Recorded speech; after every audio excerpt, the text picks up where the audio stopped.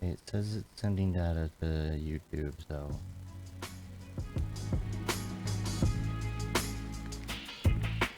It says it's working. Let me go check.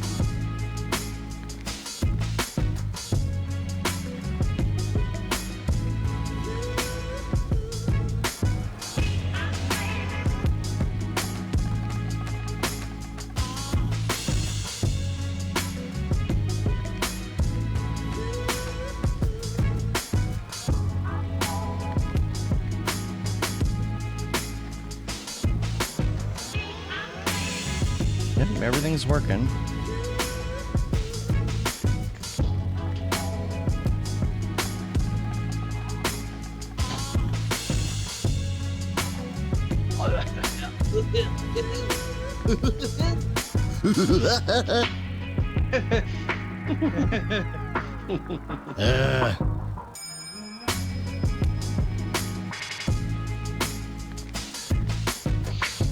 Clearing YouTube caches. That is up. Good. I'm all out of breath.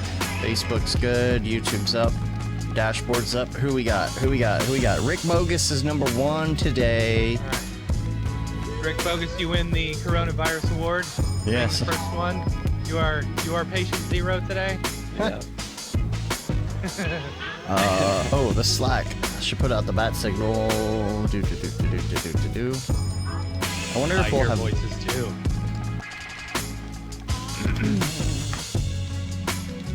sending. Hold on, I'll be right back. You got me curious what our first podcast was. What our first one.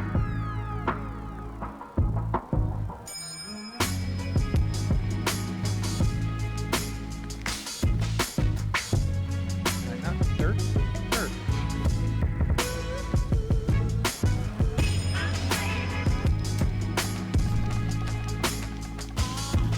All right. Here we go.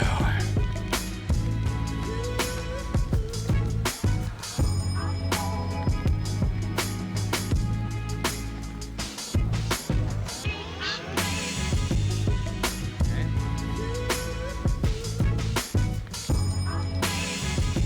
Podcast 001. August 24th, 2015. Nice. Wow. 2015 was a good year. 2015 was a good year. Everything turned sour in 2016. It totally Right? did, didn't it? Yeah. The dark future. You know, like something happened. They turned on the switch. This You know what is it the was? darkest timeline. It was the particle accelerator. They turned it on in 2016, didn't Did they really? Right. You know what? I would be. It changed the timeline. It split the timeline. Changed the timeline. Yeah. Yeah. Like the Fringe. I saw somewhere it was basically they said what is it? Save the gorilla, save the world. Like that's the year that Harambe was shot. Oh yeah. That's what it is. We got to go back in time and change that. Yeah, we Yeah. got to save the gorilla. Yeah. All right. Save the gorilla. Dave, you're quiet. Fix yourself. As soon as I touched my mic, see? Is that better? Nope.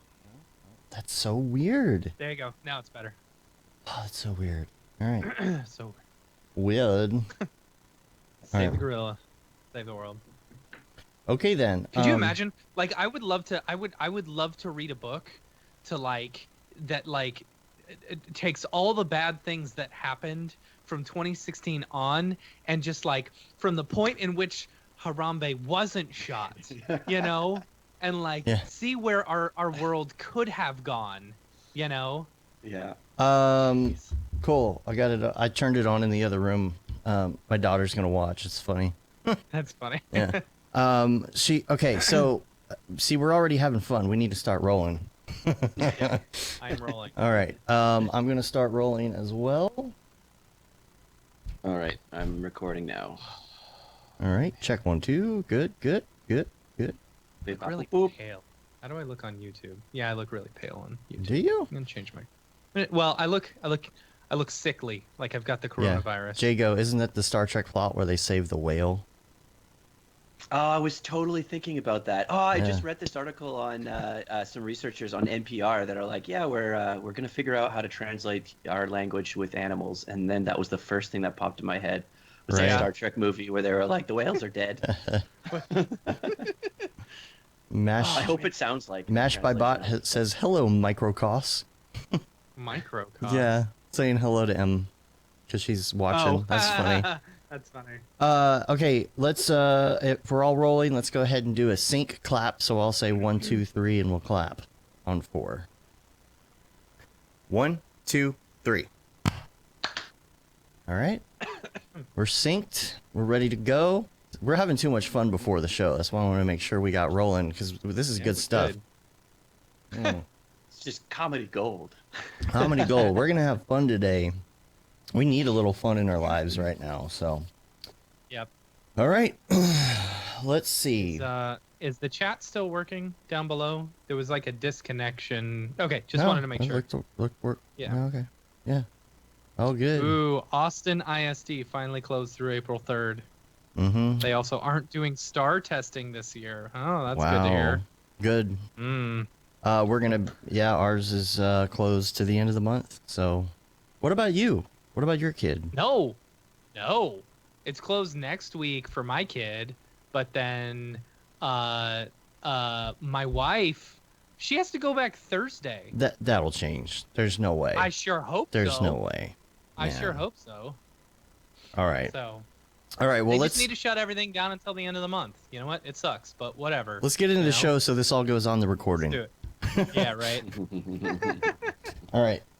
And do you want to go by Josh or Joshua? Like, what do you usually call me Josh, and most importantly, my last name, which everyone mispronounces, it's Mickey. Mickey. Yeah. Okay. Not, This is like my only Mickey. goal this year is to make sure that Man. carries forward. like, I hear people All right. announce your last name all the time. That's crazy. All the time. I know. And I know it's not Trust me, my family Michie screams. because there's no T in it, but I thought it was Michie because there's no T. Mickey. Yeah. I've heard everybody Only I pronounce was Josh it. Mickey. Wow. All right. Wow. Josh Mickey. All right. Mine. That's like so much easier. Oh, Yeah. I know, right? Yeah. That's funny. Cool. All right, everybody keep an eye on your waveform during the show. If it stopped for any reason, totally fine. Just let us know. We'll pause for the cause. This is all about the audio for the podcast. And when we do the intro, I'll say I'm Dave, Matt will say I'm Matt, and then he'll introduce you and just do a quick hello, nothing too long, because I'm going to go into the big spiel. And at the end, it'll be the same thing. I'll say, till next time, I'm Dave. Matt will say I'm Matt. And you say, I'm Josh. Say, until next time, keep fit and have fun. Spay and neuter your pets. All right, here we go. Y'all ready? Yeah. All right. Let me mute my phone. Yes, okay. What's up and welcome to another Mograph Mocast. I'm Dave. I'm Matt, and joining us today is our good friend, Josh Mickey. Hello, I'm Josh. And Mograph is a supplement to our site, mograph.com, which is a motion graphics tutorial site with tutorials, plugins, podcasts, and other Mograph stuff. And on the show, we talk about everything ranging from motion graphics to Cinema 4D, After Effects plugins, render engines, doing business, doing taxes, being a contractor, or working for the man. You can email us info@mograph.com. Let us know what you think about the show. Questions, comments, concerns, queries, anxieties. Lots of those right now. Yeah. So this week, obviously, we are all... Nothing really happened this week. No, you know. nothing going on, right? Yeah, you know, no Just big a pretty deal. chill week, you know, just Yeah. another it seems like par for the course for this year, you know, or for this administration. Yeah. So we're gonna obviously talk about that a little bit. Would like to say so we did have to cancel DFWC4D, and Yes. and the ABC DFWC4D, which was with the already been chewed party. It just we tried, we pushed, and we were optimistic it would get better, and it did not. Yep. And so it all just fell apart. We're doing all sorts of cancellations, trying to plus get our you money had back, all of that. The people the Dallas people saying, you know, you can't have, you know, events with more than 250 people, and now we were now already it's about 50 at that threshold. as of last now it's night. at 50, the CDC, so- yeah. So there's no You know. way, because that was our concern. We're like, by the time it gets to next week, they're not even going to allow for these things. So Yeah, plus, you know, with all this, I don't even want to go outside. You know. Yeah, and then at You gotta first it lower was that like, curve. yeah, you got to flatten the curve. The whole thing Flatten was the that curve. everybody was like, well, maybe we could just fly in with these flights and hang out anyway. And it's like, okay, well, maybe it will be okay enough to do that. And then it's like, okay, well, no. It's postponed, though. It is postponed. Yeah. I think Barton said he's going to try and do another one later. The big thing is we have a lot of people coming to Texas for the first time, and we're not going to subject them to the August heat. So either this is going to get way better real quick, and we're going to do this in late May, or we're going to wait until after Camp Mograph and I do feel it like in November. May is probably good. I sure you hope know? so. Like, oh my gosh. I think by April everything's gonna calm down a little bit. Mhm. This is just me. I have. I'm not a soothsayer. Hey, be optimistic. That's think- what I'm saying. I know. Mhm. You know, I think it'll be good. Everyone's staying at home, whatever. And then yeah. But the thing is, people are gonna get sick. Everyone's gonna get sick. Odds are you will know someone or know someone already who has it. Yeah. You know, Yeah. and that's the thing. Like we're just trying to gotta lower that curve. You know, Yeah, flatten that curve. I fully expect to get coronavirus. Full. Yeah, me too. That's not very optimistic, Matt. No, but I'll be okay. I'll be okay. I quit smoking a long time ago, so I'll be all right. Yeah, the thing is, so because of that, last week, I think I said, I didn't know what we were going to do for a show next Monday because we were going to be running around getting ready. And so we didn't have anybody scheduled. We didn't have anything going on. And so we are working on a streaming thing. It's not going to be a show. Yeah. We're working on a streaming thing. We're still working out the details, but we will have that out. I think it's going to be something everybody's going to enjoy, especially if you're stuck at home. The thing is, a lot of people are at home anyway, and they just put us on. But, I think now there are these people who aren't able to watch live because they're at work or whatever. So, Yeah. you can put this on your TV or whatever, Yeah, your big 60-inch TV and watch our beautiful faces. Yeah, Roku, YouTube, all that, Yeah. So we're going to be doing something, and I think it's going to be fun. I think it may be partially like interactive and stuff. So look for that. Casey Hupke is going to be doing something too. He said yesterday. So that'll be fun. So, once we get the details out there, we'll let everybody know. And possibly if anyone else wants to get involved, we could do that. So look out for that. And also like to say happy birthday to Octane Jesus. Yay! happy birthday, David, we David. love you. It's his I got birthday that on my today. Facebook thing today. I was like, oh. Yeah. That's the only way I know somebody's birthday, honestly. Right. I will Right. forget your birthday if Facebook doesn't remind me. It's like 2 days away from my wife's birthday. You think I would know this, because we mention it every year, but I forget. And then, I see on our group text, happy birthday. Oh, happy birthday, David. I totally knew. Yeah, there's a lot of people who were coming and next week, and everybody is so bummed. That's the thing. It was going to be the best group of people coming. All the best people. Yeah. All the great All the people. best All the people. best We only people. have the best. Only have the best. Oh, I just noticed my audition shut down. Awesome. Great. That's Randomly. really great. Let me know when you Yeah, I got don't that know. going. I'll do a marker. See, continue. I'll just use Let's see your- how far I got. Sorry. You're like, I didn't get any of it. That's all right. I got some of it. I got like 4 minutes of it. Oh, man. It's all right. I got plenty of time All to right. fix it in post. Yeah, right? All right. I got All a right, marker. wanna do another Let's do another something? clap. Here we go. Sorry. 1, 2, 3. All right. Watch it be only like the stuff before the show. Right. That's all right. I'll use the stream audio. Anytime it sounds bad, it's because I had to use the stream audio for a minute. Yeah. All right. So anyway, yeah. Jules was coming. Like even Jules hit us up and was Yeah. like, "Hey, is this still going on?" Like, no, we're gonna have to like announce a postponement today, but it is postponed, and every single person has said, "Hey, let me know when it happens. I'm there," because Yeah. we were just gonna have such a great, fun group of people, and you know what? Maybe more people can come next time. So Yep. we'll do it up. You got all that extra money left over from NAB, you know? Yeah. Not you don't have that NAB money, or you still got that NAB money. Yeah, you haven't You lost it at the casino. In Vegas, yeah. So, whatever. So So back to the list here. I don't have too much before we get into the meat of the show. What's up? Speaking of events, I want to just do a quick Camp Mograph Totes. stuff. You know, Totes. For those who went last year, the pre-sale is this week. Right now, as far as this whole coronavirus situation goes, you know, we of course are monitoring it. We're pretty sure Camp Mograph is so far out that it's not going to be an issue at all. You know, if it is, you know, and for some reason things get canceled, you know, don't worry, you're safe. You know, Well, especially now with what Eventbrite is doing. yeah. So Eventbrite, just so that y'all know, you know, when you're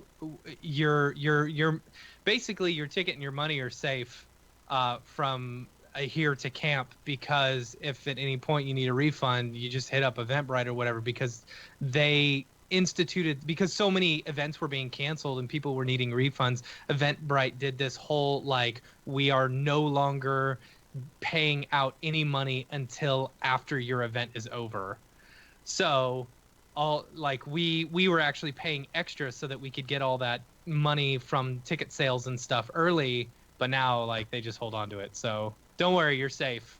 But we're pretty sure it's so far out anyway. I don't think we're gonna have to worry about it. So now that you've got all this extra money from not going to NAB and off, you know, and DFW, ABC, DFG, WC4D, XYZ. you know, yeah, exactly. So you can spend that money on Camp Mograph.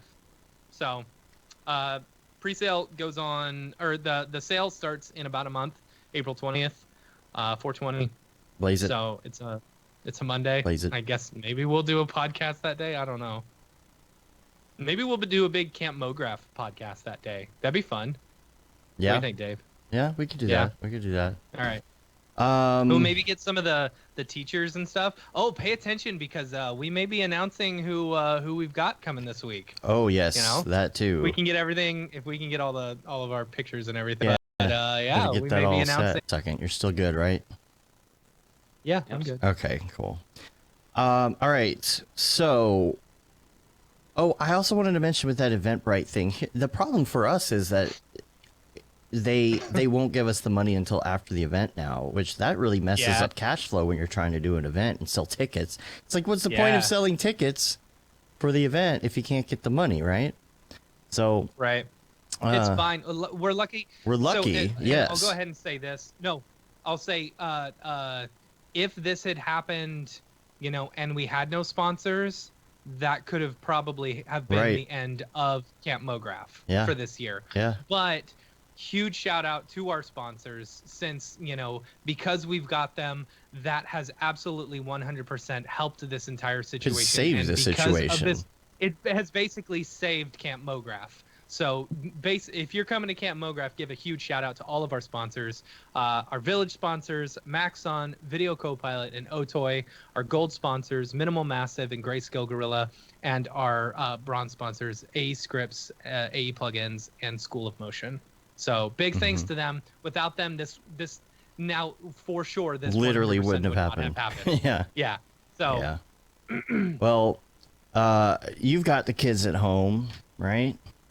yes. So my baby who hates me.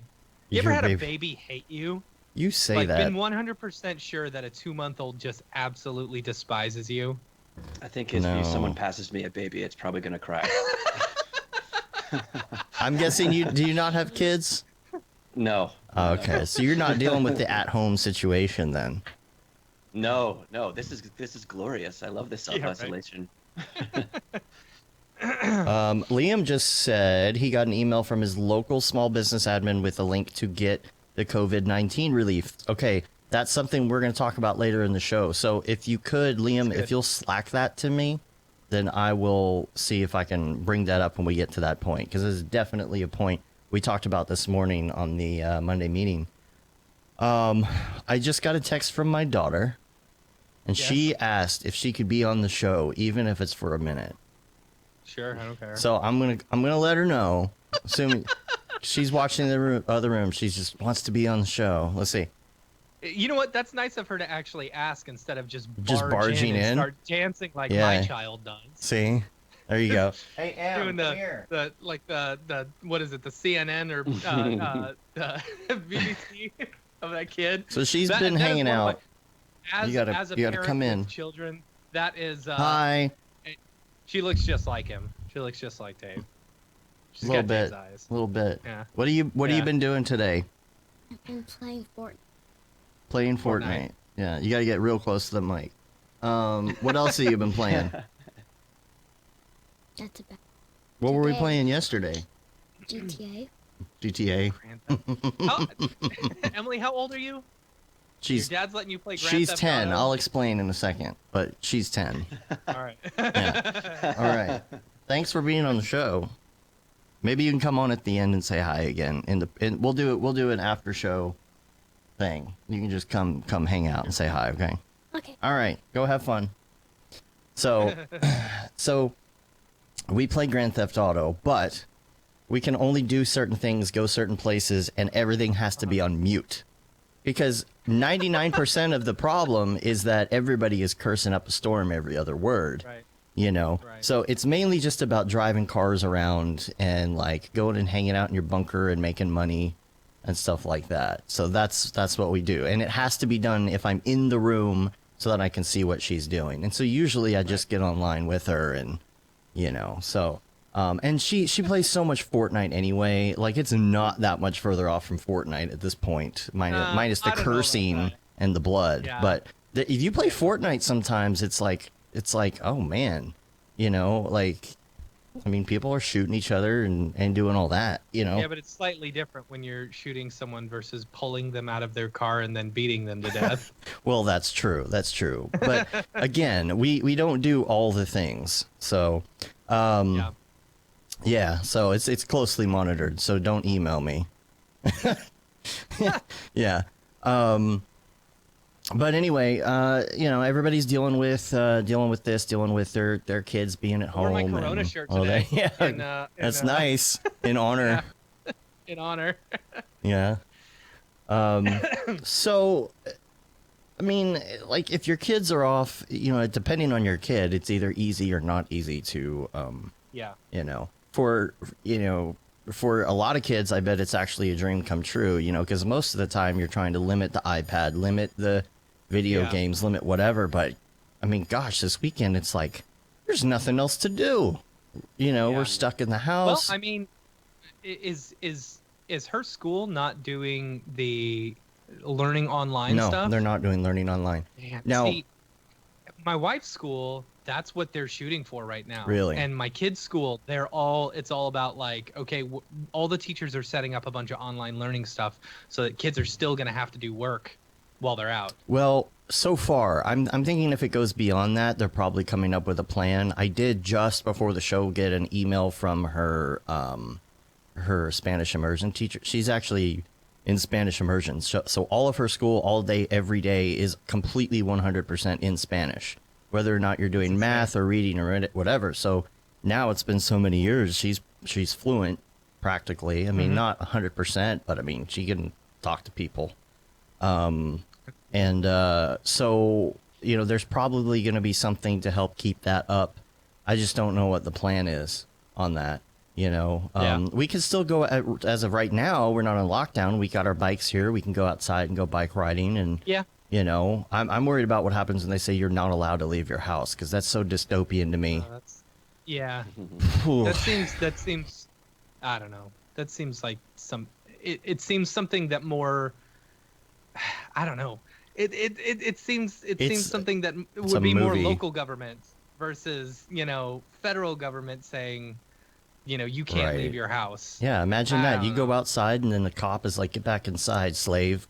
Yeah. You know? Yeah. Like, I mean, I get that. I don't see why you couldn't go for a jog, you know? So here's something funny. My dad is he has thought that there's gonna be a zombie revolution or like a zombie uprising or something for years and years and years. He loves zombie movies and he's always thought there's gonna be some sort of zombie apocalypse, right? Mhm. So he went out and bought 6 acres of land, you know, out in the middle of nowhere, Texas, and has been building this like little tiny house, this tiny cabin with running water and electricity Jeez. and, you know, and all this stuff. And he was out there with my mom this past weekend, or this whole past week, fixing the dang thing up, trying to make it nice, you know, Wow. while there's a pandemic going on. So he's a prepper, basically? Oh yeah. Really? Yeah. Does he got like the canned goods every and everything? Christmas he gives us extra stuff for our emergency kit. Wow. You know. Wow. Yeah. I mean, we all our whole family kind of like, you know, we have always been taught to store food and stuff like that. Right, so right, I've got a 50-pound bag of rice, a 50-pound bag of beans. I don't know what to do with them. Yeah. I don't know how to use them, but you know, I got them. I got them just in case I need them. Yeah. So, oh, and one thing I will say, if you can't find bread in your grocery store, Mm-hmm. but you can look for the frozen bread, like the frozen rolls or whatever, because those are better than regular bread, and they taste so much better. You just got to cook them yourself, and they'll last forever. I bought 2 packages of them. They were like $4 total, and there's 10 rolls of bread in there. You know, so that's gonna last me a couple weeks, and it's so good, dude. You make that with toast. Oh man, everyone's gonna get practice on like cooking at home, Right? It's gonna Yeah. become really good all of a sudden. Yeah. Right. Oh man, it's like a good time to be a chef with a cookbook. Right? Right. Well, that's it. If you're in our Slack channel, we've got a food channel. We do. That a lot Oh, of nice. us are posting in. We do. So We do. Cool. You know, and the thing is, like lately especially this year, like, you know, we have been cooking at home already. You know? Yeah. So, I mean, it is just like, and that was the problem, is going to the grocery store for the regular groceries, because this is what we always do. Yeah. You know, but but my thoughts on some of this is just dealing with the anxiety, because yeah. it's really hard to start thinking. I mean, you see the movies, you see this happen in the Yeah. movies, you know where it can go. And so you start thinking about the movies. Here's the thing that brings me like a little bit of that de-stresses me a bit. You know, it's like, yes, there's no toilet paper right now, but the toilet paper companies are still making toilet paper. So we'll have toilet paper Right. at some point again. Mhm. You know, the trucks that are delivering the toilet paper are still delivering toilet paper. You know, the food manufacturing and stuff like that. If you've ever been to like a manufacturing plant where they're making a lot of this food, like it doesn't take that many people to do it, you know, And it's to do a lot of sterilized the- anyway. and it's sterilized anyway, Yeah. you know. So as long as you've got that, you've got the truckers still going and delivering food, and they're by themselves, you know. As long as the food and everything, all these processes, supply keep chain. working, the Yeah. supply chain keeps going, we'll be fine. And you can get know, a bidet. The thing is, yeah, you can get a bidet. Those things are awesome. We got one last week, dude. Your life will change. This Aaron, reminds me of that trailer that Patrick Clare did a few years back for The Division. I don't remember that I don't one. remember. Oh man, it's like one of my favorite of all time. It's like the ultimate explainer video on like how a virus just like shuts everything down and folds over the entire Oh, man. like distribution. Uh-huh. It's Yeah. beautiful. Yeah. Yeah, What so was it called again? The Division, Patrick Clare. You just look those two up, you'll get it. Cool. Yeah. It was like a trailer before the game came out, before they could show any. They needed to show something with no game footage, but they had the world built, so they brought him in to do the trailer for it. Cool. I think Aaron Sorensen is going to be very happy that you got a bidet, by the way. That was Yeah. his life hack, is to get a bidet on the show. Good. Yeah. Great. Or a tiny shower head. Yeah. Tiny shower And just head, tape right? it to the back of the toilet. Yeah. I need power. Yeah. I was Really need to get in there. so I hooked it all up, right? I hooked up the bidet, and my wife was like, "How does this work? I'm not sure about this, you know." And I said, "No, this is it. You just like try to turn this dial." And I turned the dial, not knowing what was happening. The thing shot out of the toilet Oh, all the way man. across onto the wall. I'm like, "Oh my god, It's too much power. it's too much power." Oh my gosh. But you were but you were looking at that stream and you're like, oh, that's gonna feel good. Yeah. Yeah. You know, and it's got the little knob thing that like will move it up and down into different locations. Oh, Does it so have the good, dryer? so Some of good. them have the dryers. Oh no, I wish it had a dryer because never mind. I will Yeah, say I've a been soggy looking on but's Amazon. Not very great, but you know. Yeah. That's funny. So I guess let's relate this to the industry just a little bit here. Let's let's talk about this and the industry.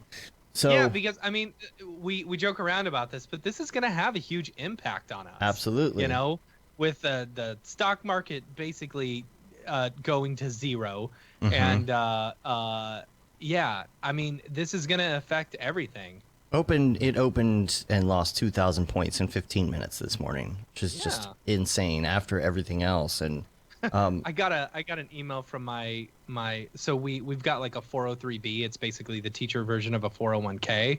You know, we've been throwing a little bit of extra money. We started it last year. We're like, and I've been watching. I was like, all right, sweet. We've been making some money. I got an email from them yesterday. They're like, yeah, check out your thing. And I was like, nope, not gonna do that. You don't even wanna see it.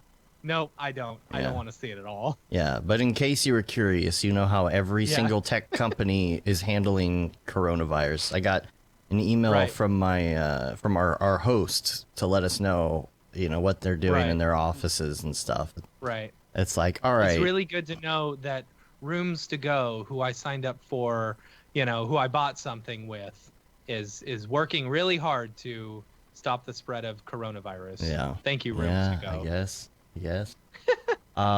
Something that we were talking about, and we've got this set up. If you're in our Slack channel, by the way, if you want to get in our Slack channel, just hit us up.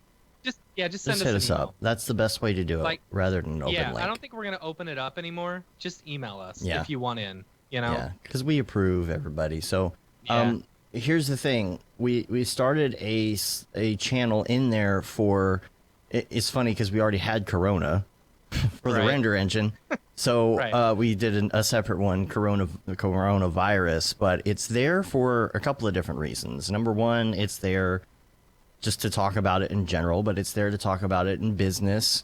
And it's there to help people with things like anxiety over it. I know that can be a really big deal for people too, economically, because the big thing in Monday meeting this morning was everybody on TV is talking about how they're going to help large corporations. They're talking about how they're going to help people who are in the service industry who aren't able to work anymore.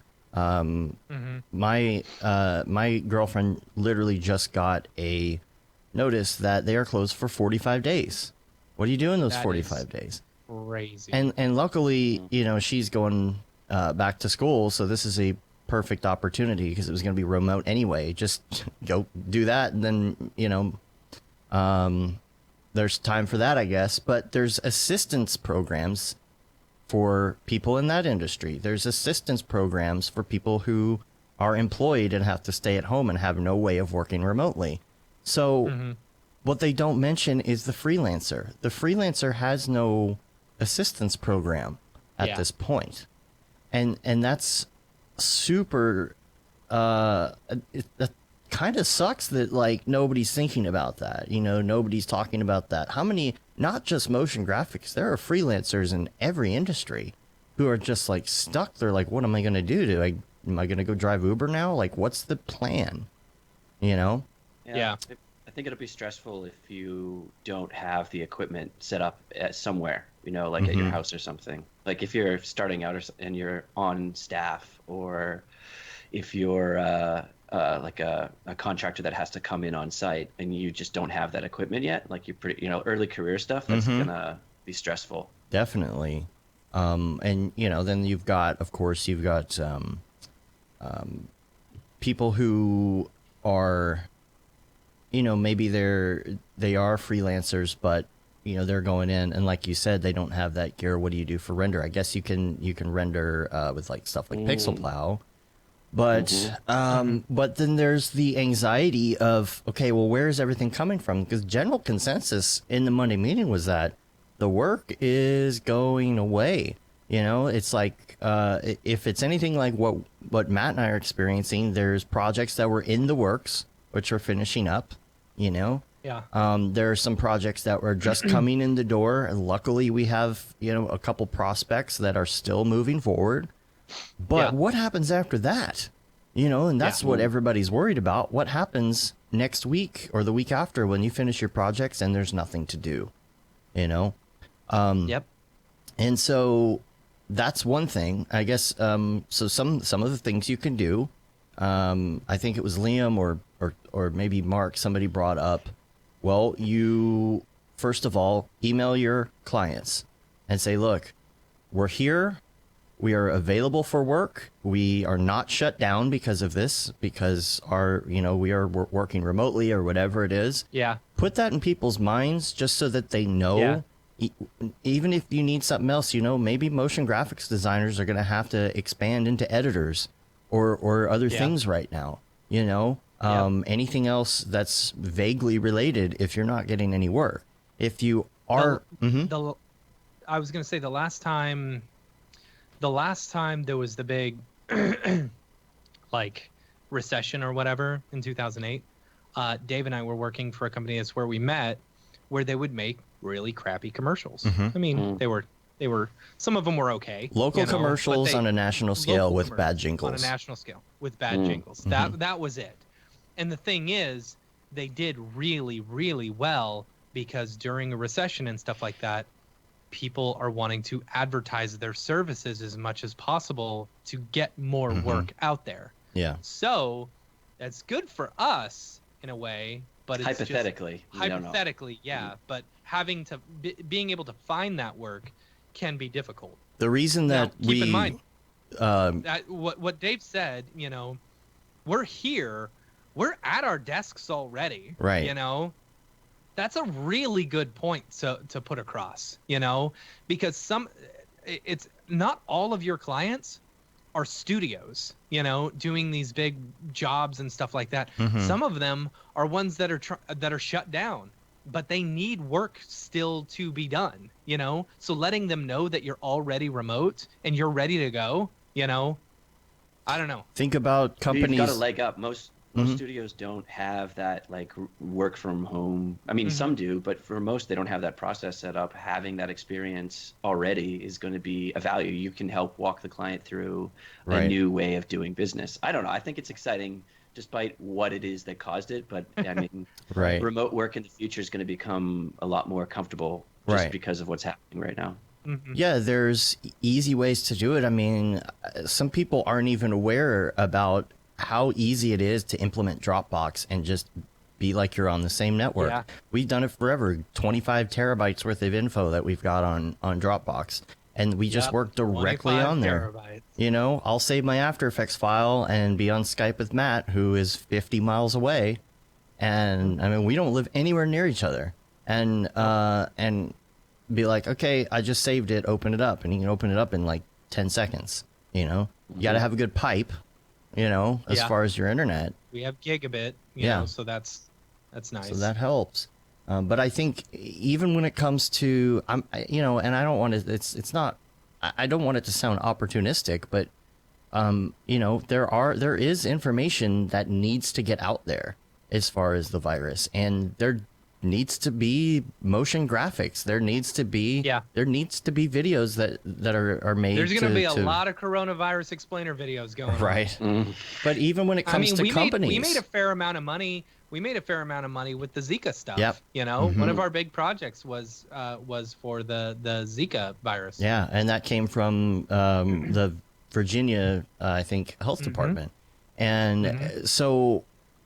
There are companies that need to get info out now to their employees who are working remotely certain ways. And a lot of times it's emails just don't do the trick, and even when it comes to working remotely and just, it's a whole new thing. And so you have to start thinking differently about what's available to, and who your clients are going to be. Yeah. Mash by bot or Mashby bot, in the chat. chat. In the chat, wow. In the chat, brings up a good point. Says we're more than just animators in cartoon drawing. We're communications experts. I like that. I like that. You Yeah. know, it's a good way to. It's a good way to word it. Yeah. One of the companies that I was working for in Toronto had a process set up where they were using Discord to live stream the editing process. So the editor wasn't in the city. He was working from home, and the producer, like the client, they were all in the office watching him, edit away. I thought that was an interesting way of Yeah. doing that. Yeah. Yeah. Yeah, that's cool. And you can use NDI Yeah, I mean, for that. that's so much easier now. Mhm. That's so much easier. Yeah, Dave and I were testing some NDI. NDI stuff. So cool. Holy cow. It's so clean, too. It's so clean. And NDI is going to be cleaner on a local network, but we were doing some NDI stuff with this kind of like proxy thing that allows you. See, you can do NDI without having a proxy, but you have to do all this crazy like configuring of your ports, your routers, and all of that. So like these services will allow you to NDI, and you can even integrate their advertising on there. You can integrate Adobe Cloud, so you can have editors and everything, and it's kind of, think of it as like VPN for video, because it's establishing like a connection with a constant bit rate pipe. I believe it's constant bit rate, so that you just stream whatever you want over it, and it comes out as an input on the other side. So for example, right now we're on Skype and we're talking to each other via Skype, but we're doing a stream. It's all in these windows, and these windows are receiving NDI from Skype, so that we can, put it in the little window and send it out. And it works very well. It's like virtual. It's like a virtual studio, essentially. Yep. So this is the time to explore that stuff, play with it, see what you can do. At least have a little knowledge of certain things, so that when someone calls you up and says, "Hey, do you know how to do such and such? Do you think you could stream this thing this way?" You can say, "Yeah, sure." Yep. You think you can? We could do a live graphic session or edit session, or there's possibilities. And so one of the hardest ones the ones two- are going to be the ones that have strict NDAs and stuff like that, right, where you need to work in studio. let's talk about that for a second. Yeah. Okay. Josh, what were you going to say? You were just about to say you took the words right out of my mouth. Okay, I was yeah. gonna say, like, to add to that, the two things when remote, like the two, I guess, arguments I've heard for like not remote is either the business you're working with just doesn't have a process of doing that easy. They would rather have you on site so they can just roll over to you and like 1, 2 really quick. They like the constant feedback. They don't want to like have to compose essays when they're doing their dailies, or the security problem, right? Because I mean, even though I feel like every time I've heard of a leak, it often comes from someone, like a human being. It's not like some hacker breaking into. It does happen, but I feel like way more often than not, it is mostly like a human person inside doing something like that. Yeah, and if they wanted to, they could do a Zoom meeting or something and have all the people in their house or office or whatever up on a screen so they could talk to everybody at one time. Sure. That'd be really interesting. Have every single person like sharing their screen at the same time. Oh gosh, could you imagine? Then you're just like that is like extreme micromanagement, being able to watch every single person's screen at all times. Well, then maybe not their screen, but their face, so you can walk in and say, "Hey, what do you think about if we did this and change this thing?" Okay, sure. And you change the thing, and then they have that security of like, okay, I'm in the room with everybody. Everybody's actually working. They're not playing video games. I think that's the concern, right? They think you're not working if you're remote. Yeah. You know what? I saw something on Reddit the other day that I upvoted. Hold on. I want to find this because I thought it was so good. And of course I didn't save it. All right, never mind. Well, okay. I thought I uploaded Matt, it. yeah. Matt said he's gonna spring clean. That's what Mash my bot says in the chat too. It's time to spring clean your house because what else do you have to do? But Couple things that I wanted to mention as well is in our coronavirus channel on the Slack. Yes.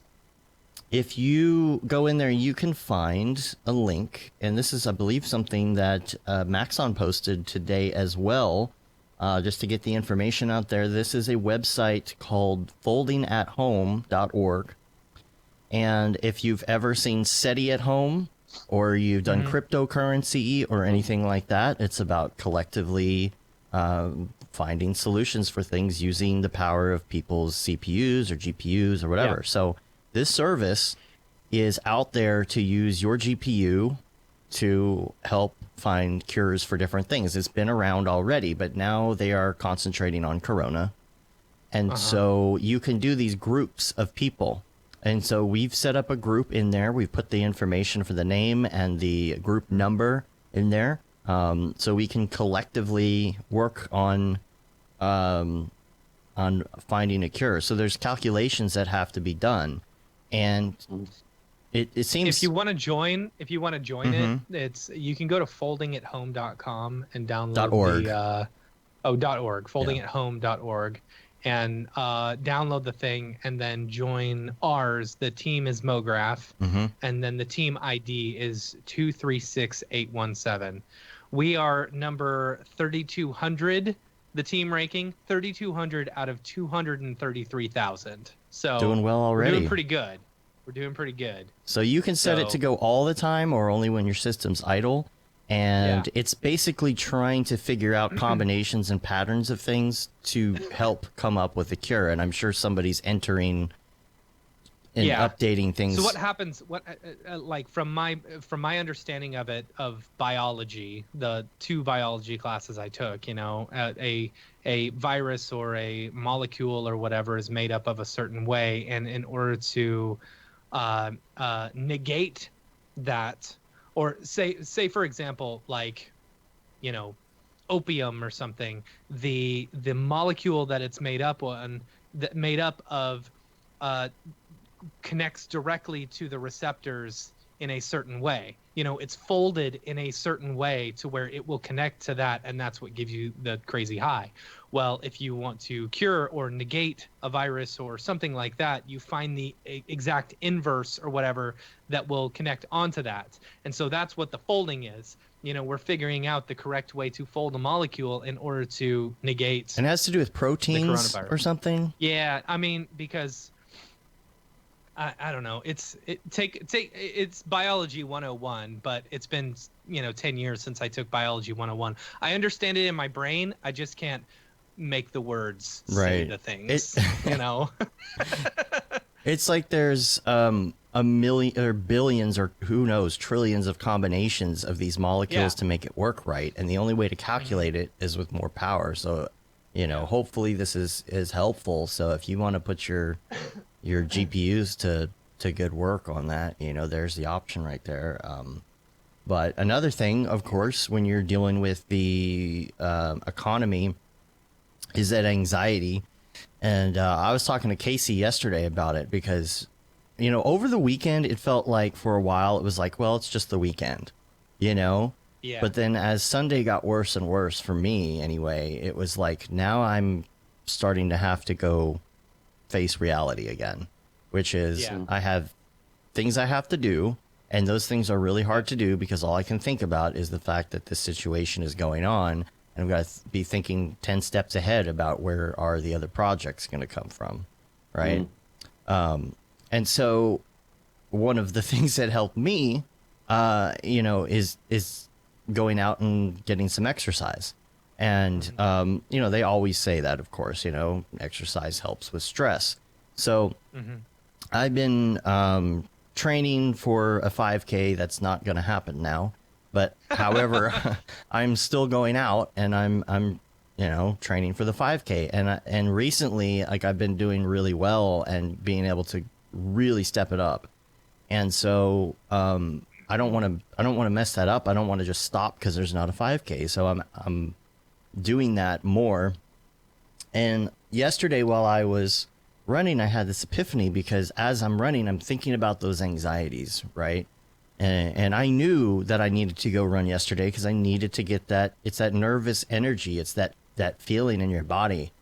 And as I was running, if I would get tired, I would start purposely thinking about those things that are on my mind, about money and about the anxiety and what's going to happen and all of that. And the more that I thought about it, I felt like the harder I would run, because you're pushing, like the more you push. So the epiphany was that if you want to really get the anxiety out by exercising, the trick is to go as hard as you can, right?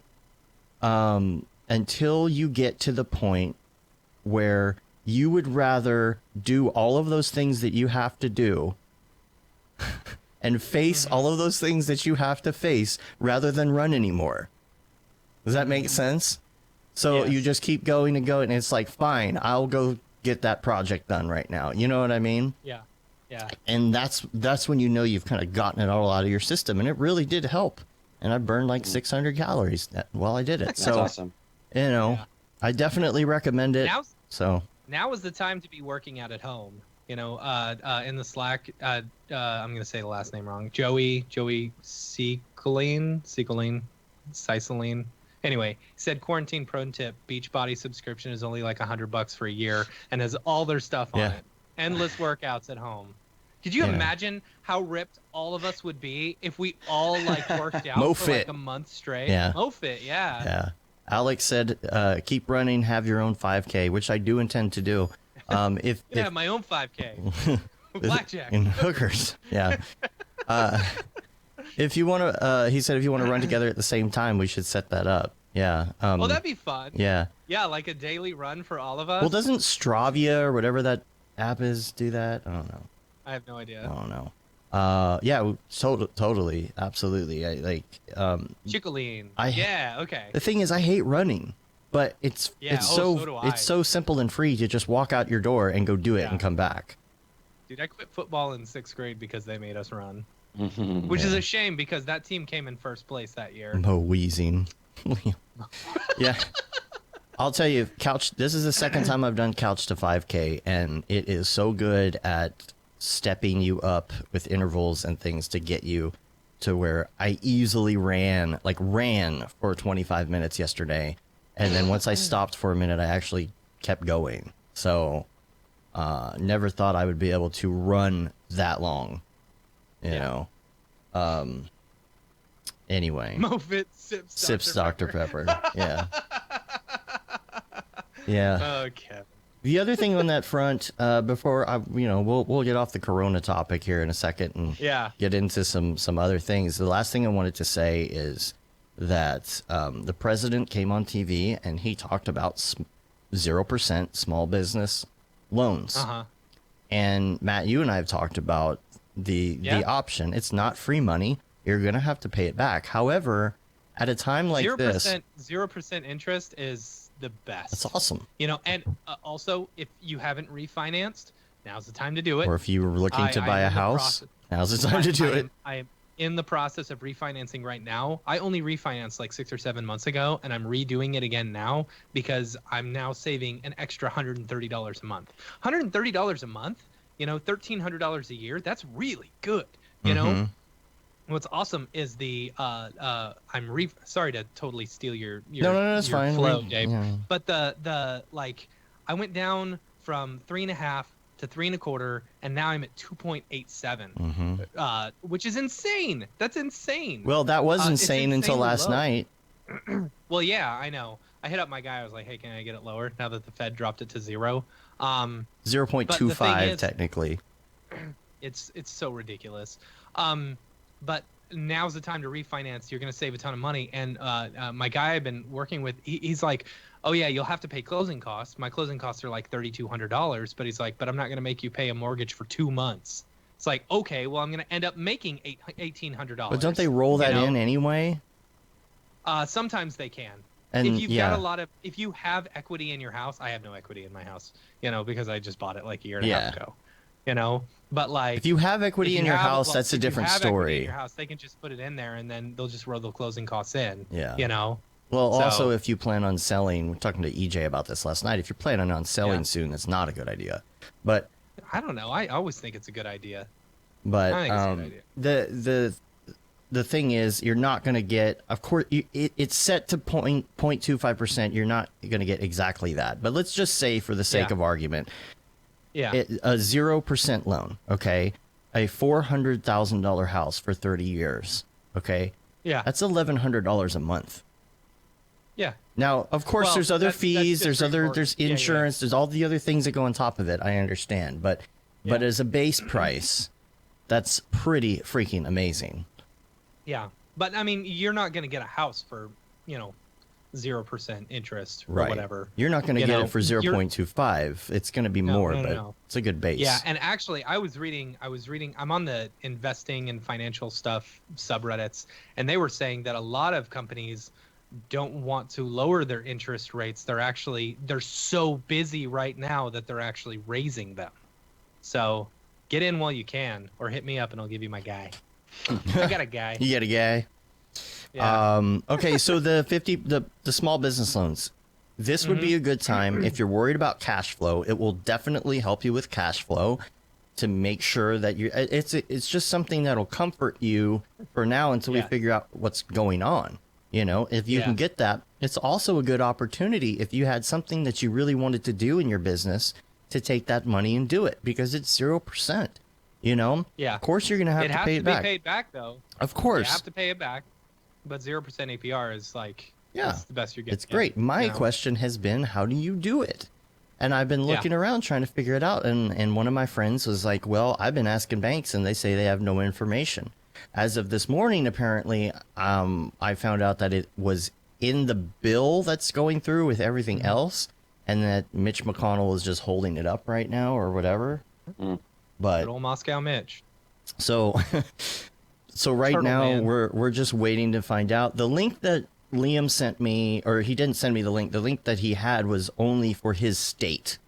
But I Yeah. would still like to see, because there's probably something similar. At least I could see the link and look at the wording. Maybe there's some keywords I can find and Google it and find out about Texas. But it could be Yeah. something very advantageous for you in the long run.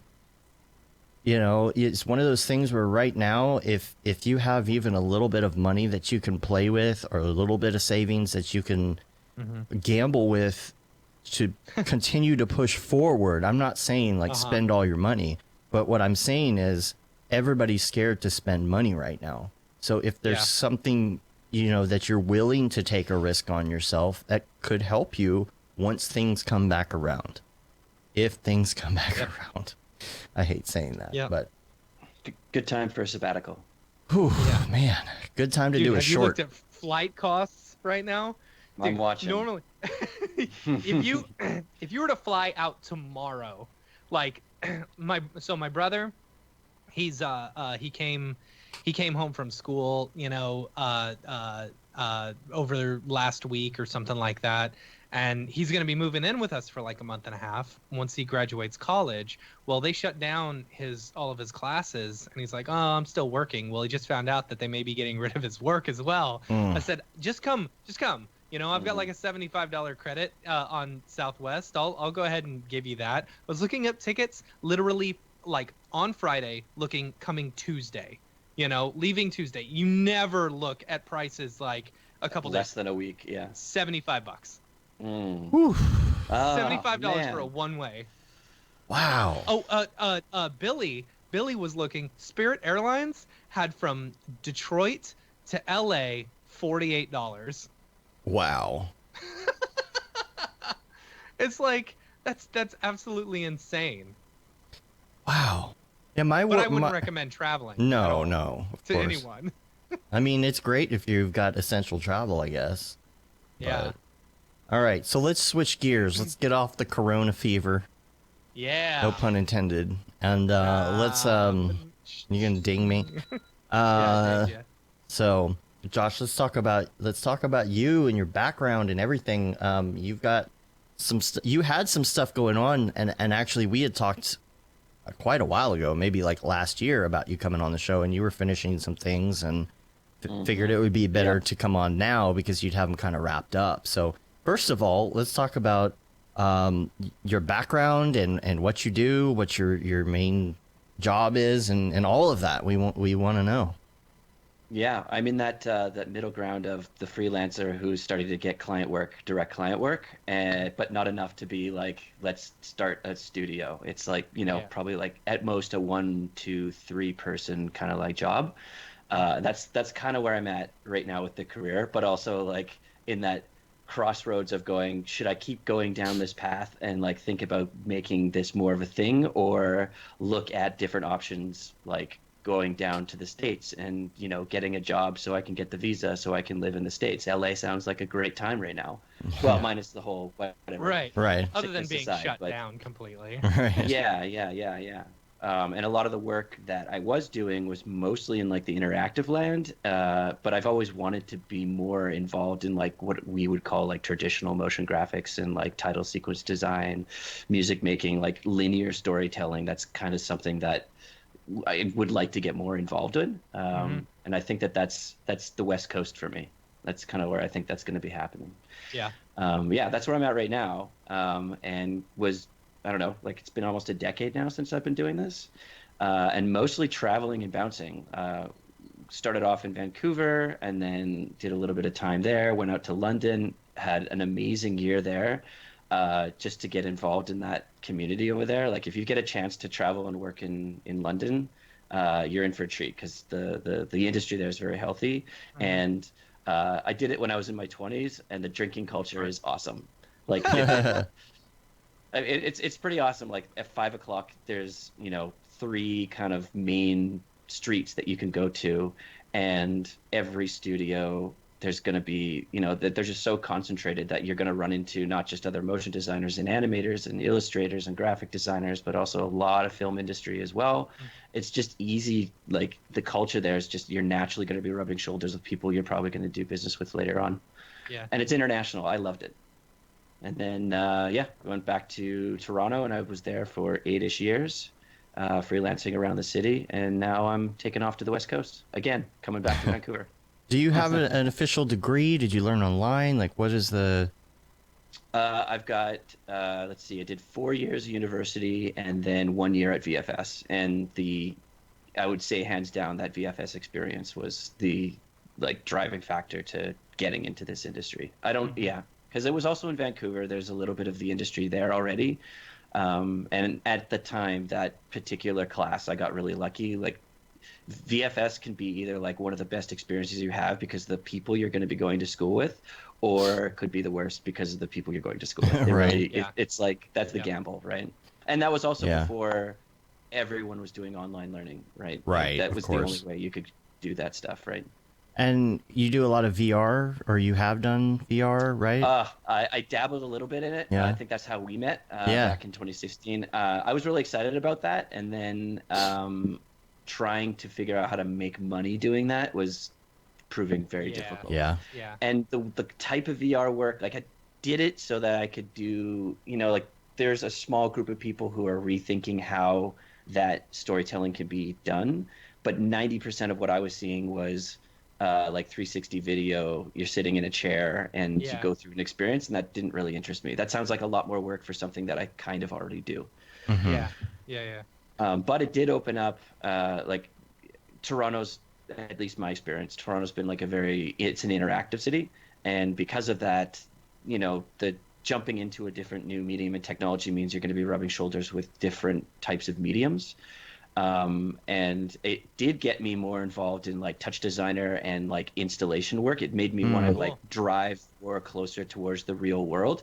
Because the one thing the best part about working with VR, or at least my experience, was testing it on people, like going down to Kensington Market in Toronto and just like grabbing a couple, like you have a couple drinks, you bring the VR with you, because I had done it with the little geared VR thing, so it's totally portable. And finding strangers, like they should be smoking because they've been drinking for a bit, so they're kind of ready for something weird like that. And then getting like honest to God feedback about like the project. And there's something really nice at that time. Still now, people are still blown away. Like the first time, if you haven't done VR, First time, it's like a mind-blowing experience. It's pretty cool. Yeah. I like doing that, and I find that when you get more into the installation world, you can be in the audience. You know, you can go to a concert and watch with the audience, and you can see a reaction, which you don't normally get when you do commercials. You know, I mean, unless they're complaining about it at the theater because they don't want to watch commercials before they go to the movie. You did a presentation for Maxon where you showed some of that off too, right? With, Unity. I don't know if it holds up anymore. Yeah, it was done with Unity, and that was a time when like people were still figuring out what best practices could be, and I was kind of like taking what game designers would go about doing, and I was using C4D because that was the only 3D package that I would use. I think now it's like hands down a lot of people are using Modo. That seems to be like a really versatile package now. Yeah. Interesting. Yeah, Modo, and like the VR guys that I know in Toronto, like a couple of the studios like Dark Slope, they rely a lot on it's either like it's not C4D, it's definitely Modo that they're using for a lot of the 3D application stuff. Yeah, I think see, at the time it was our old channel, and we were only doing tutorials. I don't think we had started the podcast. So Matt and I would do random tutorials, and I did one on using the original. What was the original headset? It had a designation, the original Oculus headset. Was it DK1, right? DK1, right?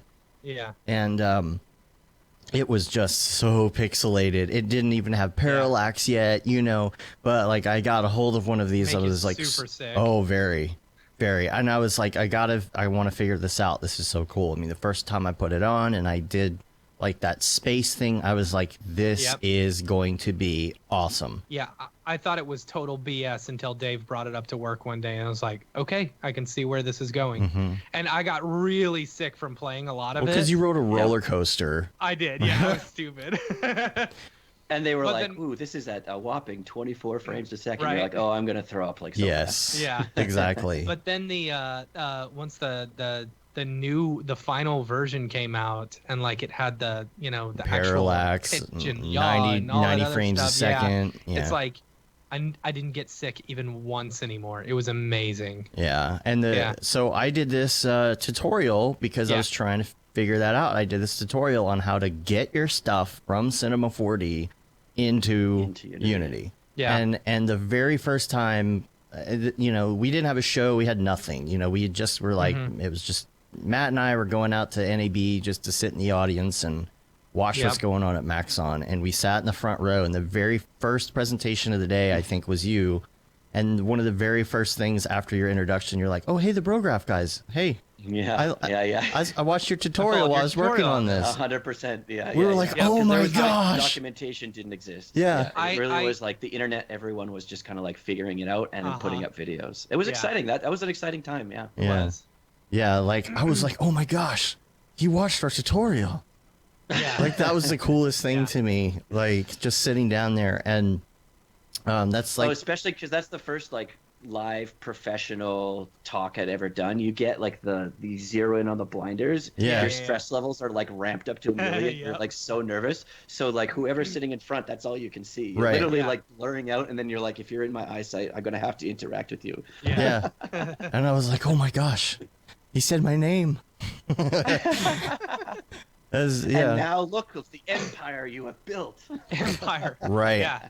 Now we can just monetize this somehow. There you go. Something, step 3, step 4, profit. Step 4, profit. Yeah. I mean, I think I could probably, now that those plugins, those UV map plugins there's 2 of them now that have come out for C4D, that would make that experience infinitely more enjoyable. Like the UV unwrapping thing was just a nightmare for that. Like I'm getting PTSD thinking about it. I didn't know what I was doing. It was impossible, like organic shapes and like no. And having rarely had to do it, like when you're doing Mograph stuff, most of the time it's like a procedural shader. Don't need to worry about that UV mapping. But I mean, that's the good thing about VR is learning the game design way to make 3D assets is, like that should be the way you do your 3D assets. Learn how to make a UV map. This is the way. This is the way. one of the things that you taught me, and I mean, it may be people do this differently now, but one of the things you taught me at the time is there was a Cineversity plugin for Nold FBX exports that it was very helpful, which is if you're designing stuff for a game, yes, Unity could take Cinema 4D files at the time. Yes, it could. However, But it was kind of a pain, and if you had a very large file, it would do the, it would kind of auto update every time you saved in Cinema and you went back and forth, and those large files would take forever to update and reconfigure the assets and all of that. And what you taught me was that CV plugin would allow you to export every null in your base scene as its own FBX. So let's say you had a neighborhood. I think this was your exact explanation. Let's say you have a neighborhood and you have the houses inside of it, and then you have all the different pieces. Well, make the houses one null, and put all those in this null, and then make the streets in another null, and so on. And you just go through that and you re-export those FBX. It will do an FBX for each null, and then you can bring those in, and it's more manageable because it's easier to work with FBX in Unity than anything else.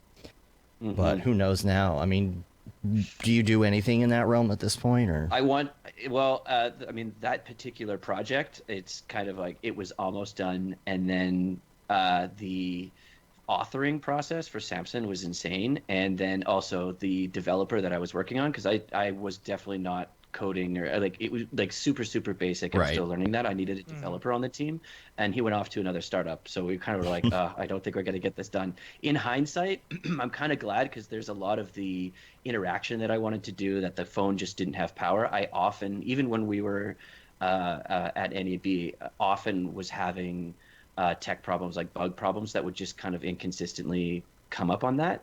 Now, I mean, I'd love to revisit that art direction, the look, the mood. Like I want to do more in that world of that, like dark basalt kind of like magical kind of moody place. That's my happy place. Yeah. And I if and when time, I mean, now maybe, I don't know, see how this whole like lockdown goes. But Unreal has always been an eyeball, and at the time Unreal was not free. That was the other reason why everyone was using Unity. And now that we've gone to this model of like free until $100,000, Unreal's open. And now with Touch Designer, with Houdini, with Unreal, this like node-based methodology, like once you understand that way of working, it makes more sense to me, like visual programming. I mean, we're gonna have to probably learn Python this year. It's just going to have to happen if you're going to want to play in any of these like new spaces. But yeah, learning how to node out your like interaction. I'm excited to do the Unreal thing. Just haven't had the time to jump into it yet. But yes, I would love to do another VR thing that's like fully fleshed out with batons, so that people can like do something in the space. Right. Yeah. Oh yeah, there weren't hand controllers back then either. Yeah. Nope, you just looked around. Yeah. Yeah. I was using like an invisible laser to look at things and light things up. Yeah. Yeah. There's gosh, what was that game? There was a game in the 90s. Oh, what was it called? Okay, and if I remember yours right, it felt kind of like a 3D version of that environment, which it was a game where you go into this like God, what was it? You go into this Are you taking Myst? office. No, you go into this office, right? And there's like some sort of experiment going on. And then like something explodes and it transports you to this other land where you're almost like on an alien planet. And I mean, it's totally 2D. We're talking like 386 computers back then. This is around the time it was. And I wish I could remember the name of it. It was like this time travel or like multi-dimensional travel game. Gosh, if anybody in the chat remembers what I'm talking about. I almost can see the box. I mean, it was a big deal at the time. Like the graphics were really cool at the time. And man, it was just so cool. It wasn't Half-Life. Like this is pre-Half-Life. I mean, this is 2D graphics and like all these weird things, but man, it was so stylized in Man, that would be something really fun to revisit in like a 2.5D sort of way. Gosh, I'll have to look it up. But, man, I want to say Creative Labs had something to do with it at the time, but I can't remember. Yeah, I haven't played it. Wish I did. Yeah. But that's the other thing though, when you're in that realm, you have to deal more with programming. And I think, no, I don't think it was Fallout either. Man. In one of your early Pre-Doom. podcasts, Yeah. I think it was Tony mentioned, like, someone was talking about like the Flash era days, how you could experiment and like single-handedly, make like a little, experience or a toy or digital toy or something. You could just release it because like Flash is a one-man game. But yeah, I think I kind of got into because Flash was kind of like in the early days. That's when I was going to school. That was kind of how you started learning. Before everyone got into After Effects, you learned Flash. You think the trap with the VR thing is you think you can do it yourself because it's so similar to what we do, but no, like it's a team thing. You need at least, I'd say, like at least 2 other people, and one of them has to be a really good developer that understands the language, and hopefully they're also the game designer developer that wants to do VR. It's like a magic unicorn. They're very hard to find. That's the problem is that so many people are interested in it that are in our motion graphics industry and dabble in it possibly, but I mean there's kind of this wall that you hit when you get to programming because you're either going to really understand it or you're not going to understand it, or you're going to not want to learn anything in that realm. It's just too different, and so you either explore it or you don't, I feel like, or you find, like you said, you find somebody else that's willing to do that end of it with you. But a lot of times it's, And also that, I mean, luckily now there's so many kits that you can, have to plunk in and just play around with. I think it is a lot easier now to jump into VR than ever before because, I mean, like even if you play with AR, like the AR kit, it's designed for creative types. It isn't designed for the developer. I mean, you can, but yeah, back in 2016, you used Unity a little bit, but there was no like, they had their like internal, here's some examples of VR, and that's pretty much all you had to go with. And in the case of what we did, we wrote everything from scratch. I don't think you need to go that hard anymore.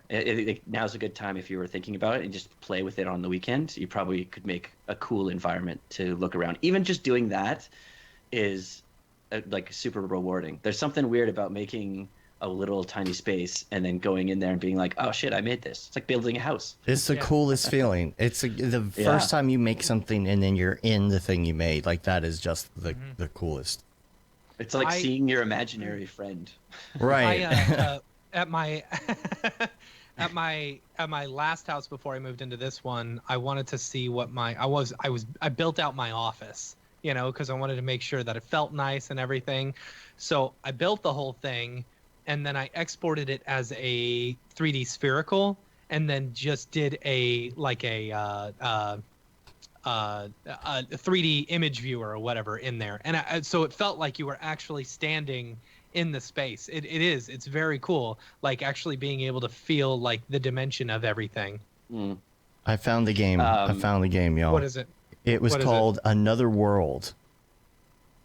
Another World. Does anybody remember this?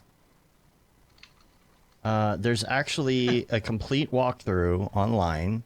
I'll try and bring it up here so you can see it once I get to it. Yeah. Oh, man. I loved this growing up. I'm going to bring it up for a second. Hopefully we don't get flagged on anything. This one says Switch for Switch? Yeah. I think they brought it back out. Here, I'm going to bring it up. Oh, really? Look at this. Oh, man. So it's like old Sam and Max. Remember Sam and Max? Like the graphics look so bad now when you look at it, but think about what it took to do this.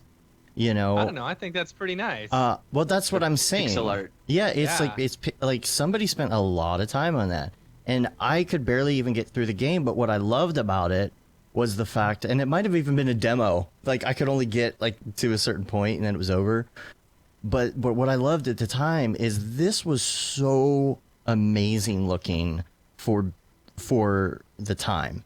You know, being in the 90s, having a 386 computer and seeing what they were doing with it, it was like, that is what I want to do. I want to be able to create this stuff right here. Yeah. And it was so futuristic, like it's scanning the dude, and Dude, this is one thing that I love. I'm gonna call this the YouTube generation. They're the YouTube influence, right? So we all watched YouTube from the very beginning, and we got used to really shitty graphics and really shitty compression and stuff like that, you know? And so then man, see, this is so cool. Yeah, you got to watch this. This would be a good game nowadays because we're so used to this whole like retro feeling stuff that this feels new, you know? Mm-hmm. Well, the other thing about it at the time... This just reminded me... Well, no, go ahead. Sorry, I'm trying to find it. There's a game that I think you're going to love if you haven't already heard on it. The musician Lorne is on it. Like, he did the entire soundtrack. It was kickstarted by a small indie dev team. And they did this kind of like, take this pixel art style and then build out like a 3D scene. And it's a platformer and it's a noir detective series. It should be coming out pretty soon, if not this year. I think it was called like The Long Night or something. Someone's gonna have to look into it. I keep forgetting because they've definitely been like offline trying to get the project to a place where they can ship it. But this, like, kicking into this kind of like nostalgia, retro future stuff. It looks so beautiful. It looks so beautiful. It's like Blade Runner pixel art. Yeah. Yeah, if you have a link or something, I can bring that up too. Yeah, or if somebody can find it. You know, the other thing about this at the time was this is right when the Sound Blaster card came out for the first time. Yeah. And so it wasn't just about this; it was about the fact that there was real audio. You know, it wasn't that like dinky little speaker that was in the chassis of your computer. Mm-hmm. You know, you had speakers plugged in, and even though it was only 8-bit audio. You heard these noises. You heard him dialing the dial pad. You heard the lightning or you heard the thunder from the lightning or whatever. Like, that's what was so cool. And this is about where we're looking at right now. This is about as far as I ever got with the game because I didn't know what to do. Because it was impossible, of course. Yeah. Yeah. Of course. It's like one life, you're gonna die. Right. But man, what a flashback. Cool. Do you remember the game A Boy and His Blob, where you'd feed the blob jelly beans, and then he'd turn into different things? Sadly, it was on Nintendo. A Boy and His Blob. Oh man, it was so good. I don't remember. So what else have you been working on? Let's talk about your projects. I don't know if there's anything we can actually show per se. No, we can now. We can now. Yeah. Okay. Which is why I was like, we can't talk about it right now. Yeah, I mean, it was the project highlight so far, or the career highlight so far, that Code 8 title sequence that I worked on with the team at Reactive, which we did a year ago during the first January. Like, good time. I think we were talking about before the podcast. Good time to be doing like creative projects, personal projects is during the like January, February, nothing. And that's what we were doing. And this magical project, the team at Reactive, they had done, the movie had been made through a Kickstarter as a short film. They kind of like self-funded the thing on Kickstarter. It got a lot of money. And then they approached Reactive, the director team, to do, I think, just the UI design for the robots. And then, you know, I think they kind of worked out like, you know, if this ever becomes a feature film, let's get involved on the title sequence. And that team, like, it was definitely a YouTube success because it went viral. That was in 2016, I think, when they released that. It had a pretty deep following. I think there's like a really strong culture of like the sci-fi short film online subculture that loves this stuff. You know, so they leveraged that popularity and did another crowdfunding round, then got like a couple $1 million from that crowdfunding round, and then went to other, you know, investors with that as the leverage to just keep building up. They had a substantial budget for the feature film. And along the way, both the director and the producer have been pretty involved in like the VFX, I guess, like industry up here in like between Toronto and Vancouver. So they had the right team to build, like they got Playfight to do the VFX, which I think is like for this type of film, and the budget they had, it is top notch. Like, you know, District 9 kind of level work. They did an amazing job. And it was really awesome to be brought on, knowing we had to do a title sequence because they didn't have, no one knew what the IP was mostly, and they needed to tell the story, but they didn't want to do like an exposition necessarily. Didn't want to have like characters narrating about the world they live in. The idea was just kind of you should be in the world already and kind of get the idea, right? And so Alon, the creative director on this, had a pretty strong idea about doing the history lesson newsreel kind of thing. Like, if this future of this city that you're going to be in, you know, like, how did it grow? How did the story of the powered people, how did the story of the like police state that they're in the movie, like, how did that all come about? And the the creative team on the film side was really open. They were often like very involved, and the setup that Reactive has is just this really nice, like, you've got a workstation you can work on if you need to, and a really nice kind of like preview screen movie area.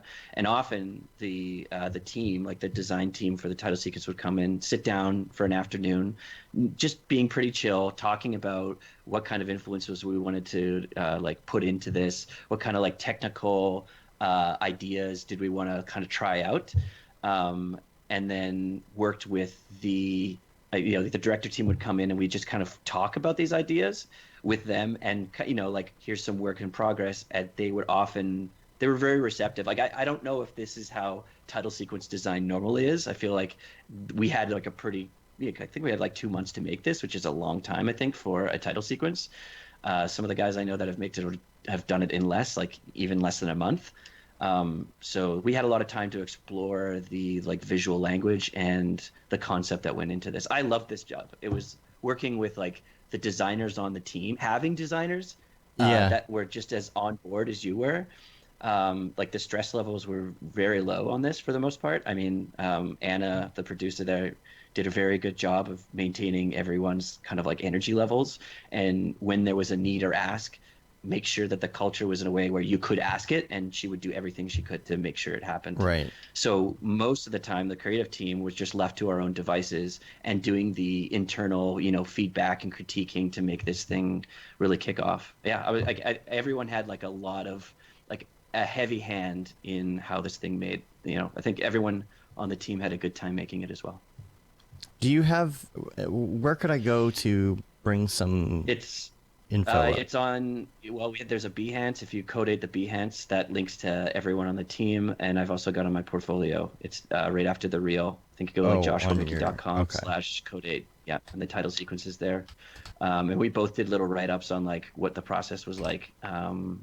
You know, like little summary of how that was. I think on the panel too, you couldn't show it at the time, but on the panel, you talked about it at least, maybe a little bit. Yeah. And if you were on, we ended up screening it. I did have permission to do it, provided it was offline and not on the internet, because it wasn't released. That was a lot of fun to see it on the big screen a bunch of times. What? Where was that? So that was the 3D motion tour in Toronto. It was Toronto. At, the motion tour. Yeah. Okay.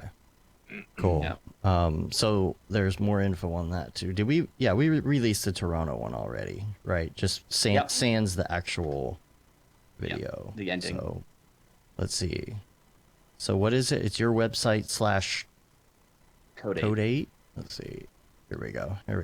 Okay, cool. I'm gonna bring it up on the screen so we can like talk about it a little bit. Let me mute it. There we go. Yeah. So you want to talk us through this, and sure. I can scroll back and forth or whatever, you know, as we go, if you want me to pause on something.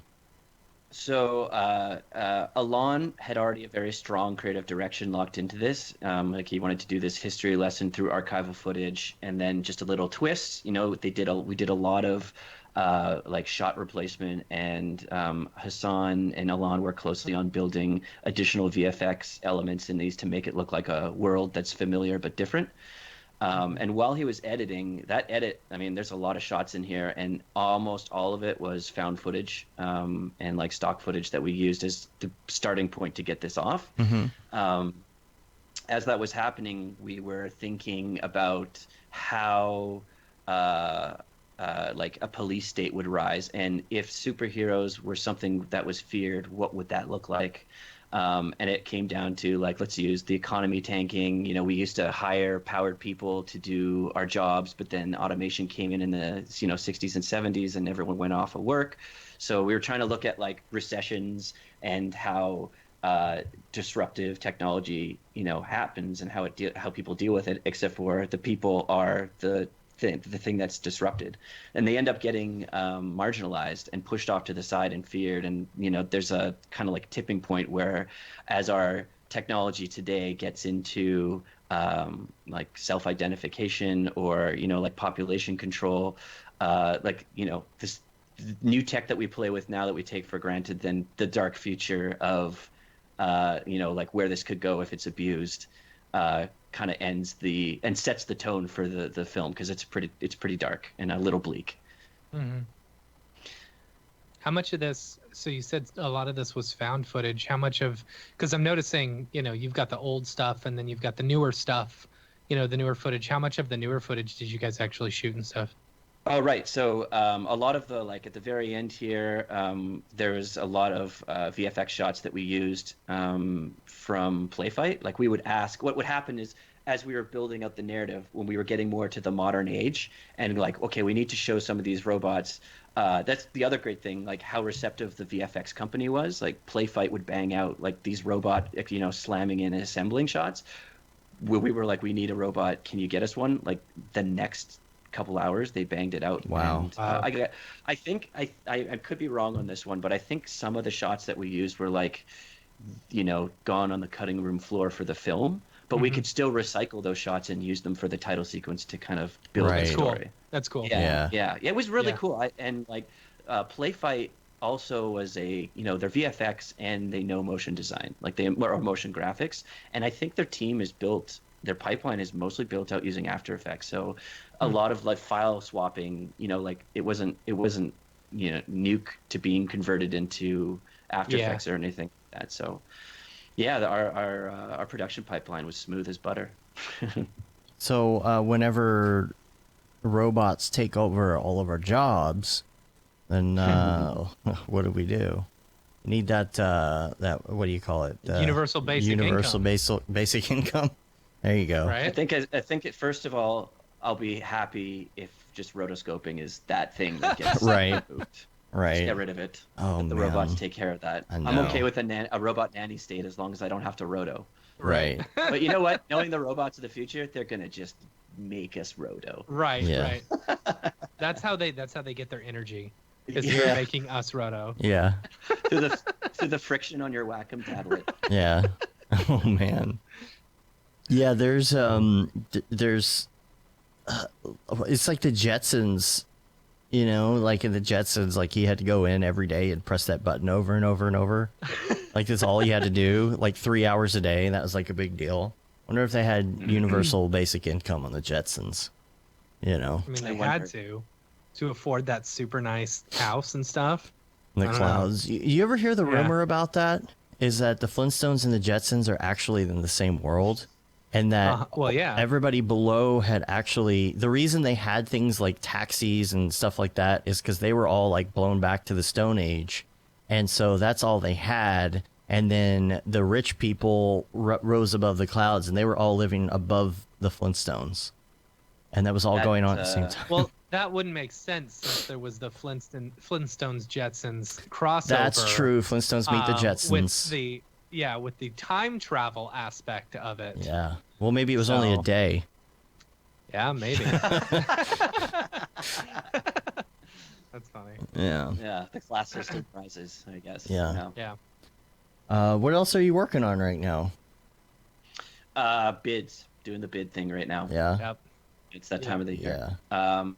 I hope that I'll be doing some photogrammetry stuff coming up. There's a particular project that calls for it. I like working with that way of asset creation because I'm not a 3D modeler at all. Like, I don't do like hard surface modeling. Never really got into that stuff. I'm like most C4D guys, where you got to give me the asset and I'll light it and make it happen. See, I think that's like I was talking to my cousin the other day because I've been trying to get him into C4D. He does a lot of installation type stuff, you know. And I was like, you got to learn it, you got to learn it. And he's like, yeah, but the modeling stuff, I just can't wrap my head around. I said, you don't have to worry about that. There's a lot of people who make very decent money, you know, without even knowing how to model.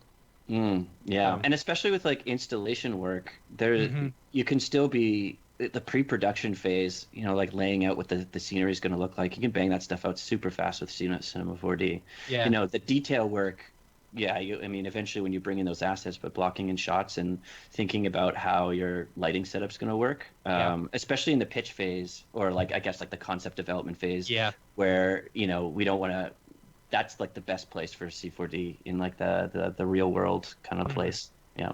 But you should go talk to the Moment Factory guys about that, because they are the, like, to me, the pinnacle. At least in Canada, they're guys that do the installation stuff. Moment Factory. Why do I know? Why do I know that name?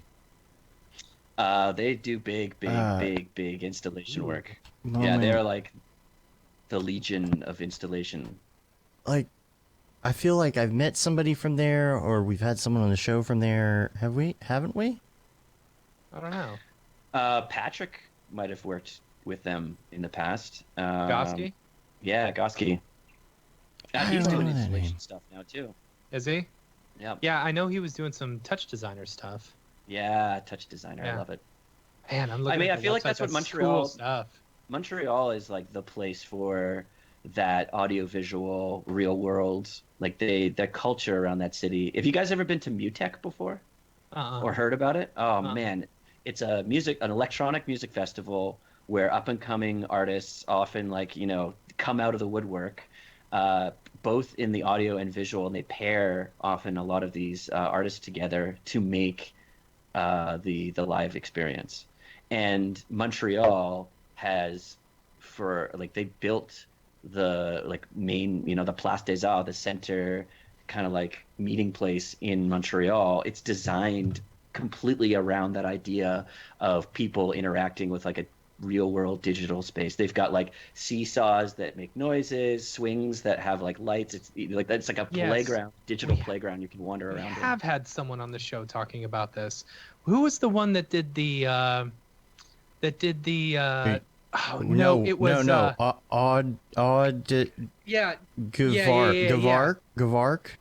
How do you... Yeah, I know who you're saying. I don't remember her name. She was at SIGGRAPH. She was at SIGGRAPH. Yeah, I've got her up right here. Yeah. Oh right, and she was doing the hands, like the massive. Yeah. We have an interview with her somewhere from that year, I think. I'll have to go on it. And I can find because it was Oud Gavark. Was it Oud Gavark? I know it was like so hard to remember how to pronounce her name. But you got it though. You got it. Here, I'll bring this way old thing up.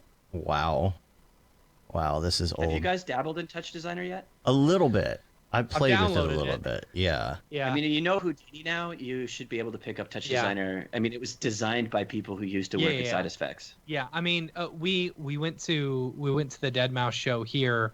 We hung out with him before the show when he was showing us how he set up the entire show. It's absolutely insane. The stuff that he's doing. It's nuts with Touch Designer. Yeah, he's got custom plugins and everything. Like he's gone into Ableton. And done these custom plugins that talk to Touch Designer and do everything and run time code and all of that stuff. Like, you know, he doesn't just hit play on an iPod like, you know, like they say DJs do, you know. I'm a big fan. I want to get more involved in the Touch Designer thing. It's just definitely on the other list. I would think I would learn Touch Designer first before I got into Unreal in terms of like if the next software package that I need to ramp up on. I dabbled a little bit in it a couple years back.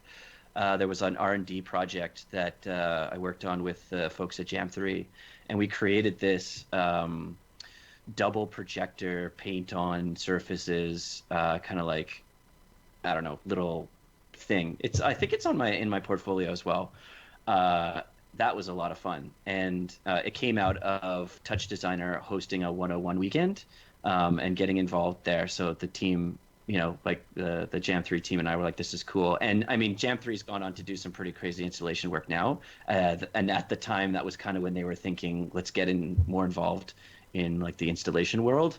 And I kind of snuck in there to do a little R&D with them. That was a lot of fun. I've got the pronunciation up. We'll listen to it here. So you won't hear this in the podcast, but Udgevark, I bet. you think? Let's see what you say here. What's up, bros? We are here with Ode Givarsh. Ode Givarsh. Givarsh. There we go. Yeah. There we go. All right. That's it. Great interview. Old interview. When is that from? Man. 2017, 2018. Yeah, what does it say? Yeah, August 3rd, It was good 2017. stuff. Yeah. Mm. Yeah. I mean, not the interview, but her work was really good. Yeah. Yeah, I remember it's a sneaky that little play. Like the installation industry is a hard, like, nut to crack to get Yeah. into it. Yeah. You know, I mean, it's easier in Montreal because that's a lot of what a lot of people are doing there. But you guys are into it now, right? Like you've done quite a few. Yeah, like, we've live done some- installation- We've done a Yeah. couple. Yeah. The thing We've is, done the videos. we do the stuff that's pre-made, you know, not the interactive kind, you know, so we don't have to deal with much touch designer or anything like that. But man, I remember that her presentation was so good, you know, and I remember she was also a party animal. Remember? Like she was like that. all about it. Like she partied like a rock star. Yeah. Well, I'll be honest. If you do like a SIGGRAPH or NAB, Cinema 4D Maxon takes Yeah. care of their artists. Yes, they do. I mean, I've Yeah. never had anything like that before. That Vegas experience was like, Yeah. if this is me, I mean, there's no way I could afford to do this. Right. Yeah. Yeah, they did. Oh, and by the way, somebody mentioned, and it's already out of the chat, but was it called, that video game, was it called The Last Night? Is that? Yes. Is that that was it? it? The last night. Oh my God, it's so good. Yeah, is this the art? Yeah, here? Yeah, and yeah. Everything about this game, I'm so excited to go play this one. You know what? Sucks right now is Cyberpunk, you know, would have been coming out right now. I know. Oh, and it's perfect not. timing. You're right. It would Yeah. have been, and now it's not. And we could all play Cyberpunk for the next 6 weeks. I Right. know. Well, we will be when it happens. That game. Right. I'm gonna disappear. Cyberpunk IRL. Right. That's true. That's true. We're all gonna get sick of Cyberpunk. What about the Toronto Motion Meetup? Is that gonna happen? So the meetups. Okay, I got it. This is really cool. So in 2012 is when I showed up in Toronto and didn't know anyone. I think CG Studios Maps had kind of been shut down, which was how I got my job in London. Was just showing up, using that website to go find studios I knew and just show up at their door and be like, "Hi, I'm from Vancouver," and they'd be like, "Okay." I'm like, "I got some stuff to show," and just kind of like weasel into people's doorsteps. Most of the time, people really enjoyed that. But there was nothing like that in Toronto. So if you didn't know, like, I mean, there's like 3, 4, 5 big studios, and then there's a ton of like little studios kind of smattered around, but you wouldn't know it. Then Zach Lovett and Matt Greenwood and Tony Gold started the meetup, where once every Thursday or Friday, last of every month, you'd go to a pub, and slowly, the motion designers would start coming out of the woodwork. And then when this Facebook group kind of kicked off, it kind of exploded in, I'd say, like 2014, 2015. We just saw like a huge amount of membership, and we just kept this one thing: the last Friday of every month, no matter what, you'd go to Handlebar, like the Kensington Market Bar we always go to. And then in 2017, was it 2017?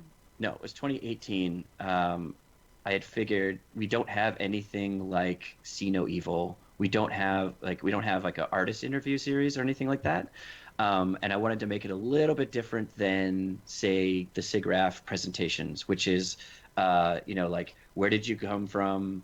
What was your journey? Insight, industry talk. Mm-hmm. What we would do, and I love this format. I'm hoping once I get settled into Vancouver, that's going to be the next kind of like pet project, is pairing two designers, or a designer and illustrator, or just someone who's working in the similar creative industry space that we are, that they don't know each other, buy a couple beers, and spend an evening at making them ask what their journey was. And often, once two people get comfortable and they talk about their journeys, there's going to be specific topics that they bring up that they're going to want to talk about, and we would just jot those down, and then like 2 weeks later we do an artist series, and it changed the group. There's a lot of people there now. Like last time I checked, there's over like 600 members, and I would say like you could easily get 100 people at some of these talks to hang up, and for sure 40 to 50 people will come to the month end meetup, and the community is really strong. I'm really happy with where that goes. And then Momo, I went over to Montreal on one of their meetups, and holy cow, they have got a tight run ship. I think they're a nonprofit now. Yeah, and there was talks. I did leave it in 2019. Like I passed the torch on to the next group, and I think they're working on kind of like merging the two kind of events together into like one bigger, something's happening there where the two kind of organisms are going to be merging, I hope. Yeah. Because it was a lot of fun. I think it's important, especially in the remote land now. And even in like, well, as you know, like communities can get isolated very quickly. Studios can become white towers very quickly. And especially in the freelance world, you got to bounce around and meet other people that you're going to work with, right? Not just because someone will have work for you to like move around, or say, hey, I love your work, you should go check out these guys, let me go introduce you, your style like totally lines up with what they're doing, right? I love that. So what else, do we have any other topics to talk about? I don't know, are we out? My list is depleted. I didn't have much of a list today. It's been such a weird week, but we do have the Mograph recommends section to do still, though. Of course. I don't know if you pre-wrote these down or not, if you've got something or not. We'll see. And Let me see. I do have like a little bit of notes. I think we talked about. I've got a ton of books that I want to talk about. Yeah, totally. Oh, and some, I don't know if we have to talk about this, but I am always interested in like, especially at this point in my career, I am thinking, IP thing, like what is it that I can do that's going to make money while I sleep, that goes beyond like the service industry stuff. I had a long talk last night with one of my friends about this. I don't know if we want to go into that, but that's definitely on my mind. Well, like, that I'd was like a to be discussion this morning, like that on the Monday meeting was residual income, because if you don't have anything coming in at the time, at least you've got that. Yeah. I mean, that's what we're thinking right now. People are buying our Houdini class, and it's like, well, at least there's that right now. So people are still buying, and so like it's a little bit of a backup. It doesn't cover all the bills, but Right. It's a good time to get into that for sure. You guys know who Simon Stalenhag is, I'm sure. Everyone probably on the chat knows about that guy for sure. He's done the like these massive storybooks. He's based in Sweden, I think, in an isolated island in Sweden, and he illustrated a storybook about this. Like he world built. He made 4 books about this world that kind of resembles the 90s in Sweden, or the island he lived on. Yes. And he references like old photographs from his childhood and digitally kind of like incorporates them into this world of like robots, or a world where they were around but now they're not. Yes. Oh, yeah, I'm looking at it right Yeah, now. we've talked about this photo. We've had this photo on the show before. I remember that. I love his work. They're coming out with a new show, but I thought that was an interesting model. How thinking about building your own world like this. There's a couple designers that are thinking about going over to the like game design world, because world building is like, that's an interesting place to start building your own brand, I guess. I don't know if I could ever be a guy that makes 3D assets and sells them on Gumroad. That's not really my MO. I don't know if I could do that. I could definitely do that. But it'd be cool to build a world that people get involved in. That's kind of like where my mind's at right now. Yeah. Building something like a mythos that people can kind of watch grow with you. It's fun. I mean, every time that I play Grand Theft Auto and I start looking at the amazing, amazing, not talked about enough world that is just gigantic, and this the feat of all the texturing and modeling that went into that. It makes me want to go build a city block or something, because I look at those details and I think, oh, it'd be fun to make a world, you know, and it could And be, like could the be persona of architecture is really fascinating, you know, like the leftovers of somebody's idea, and then like how people interact with it. Yeah, I mean, like, yeah, love it. yeah. That's cool. Let's do the Mograph recommends thing, because we can talk about books in there and everything.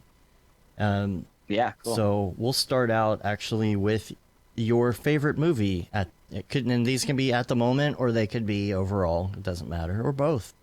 You know. I like process porn movies. So like Arrival was a good one. You know, when you do that montage of like experts kind of figuring out a problem, I kind of like those. Those, I don't know. It goes well with like cooking shows. My wife is an English major. My You know, wife. she's a teacher. My wife, and she's a librarian. I was like, you gotta watch Arrival. Yeah, I feel like you would appreciate it on a different level, you know. But then there's the whole twist at the end, which she doesn't like those types of movies, you know. If you She's haven't like, seen it, yeah. But for her, it's like work. yeah. It's like I don't get it. I don't get it. You know. It's like, oh, but it's so good. I was not expecting much from that movie when I went and saw it, or when I watched it, but I was just blown away. It was such a good Me too. I didn't even know about it, and then I forget, someone had sent me a podcast on the breakdown that musicians, like, it was like the breakdown process of the musicians that we know and how they make their albums, or how they scratch the like track for a movie, and it was oh man, an amazingly talented. Oh, who was the sound designer or the composer for that? I think he passed away. He was Finnish. Man, I can't remember his name, but his work is like at a unique sound. Like, I don't think anyone's kind of come close, which is why that movie sounds so different. I love it. And what about music? Who that What was. kind of a music person? are you? Johannesson. Yes, Johan Johansson. Yeah. And I mean, he went into breaking down how he had come up with a lot of those sounds. It was very like mind-opening. Yeah. He was born in Reykjavik. Oh yeah, Okay, so Iceland. Yeah. Yeah. yeah. I'd love to be there right now.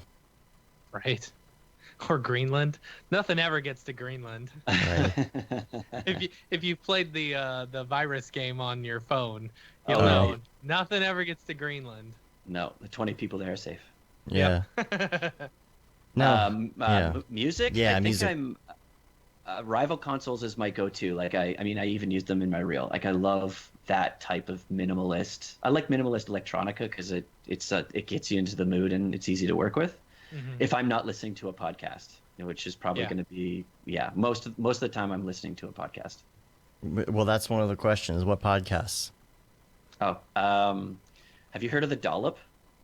Dollar. No. Sounds familiar. I don't think It's so. it's an American history podcast where I think it's like one comic reads something he found about American history, and then to another comic who has no idea what the topic's going to be about, and it often goes on like a dark twist. He's you know, it's kind of like cringe humor a little bit. It's pretty good. Okay. And then the Dynamic Banter podcast I absolutely love, and it's like Reddit, where if you've never been on Reddit, you're not going to get the first few episodes. You've got to kind of like listen to a bunch of them before the inside jokes start kicking off. Right. I lose my shit on that one.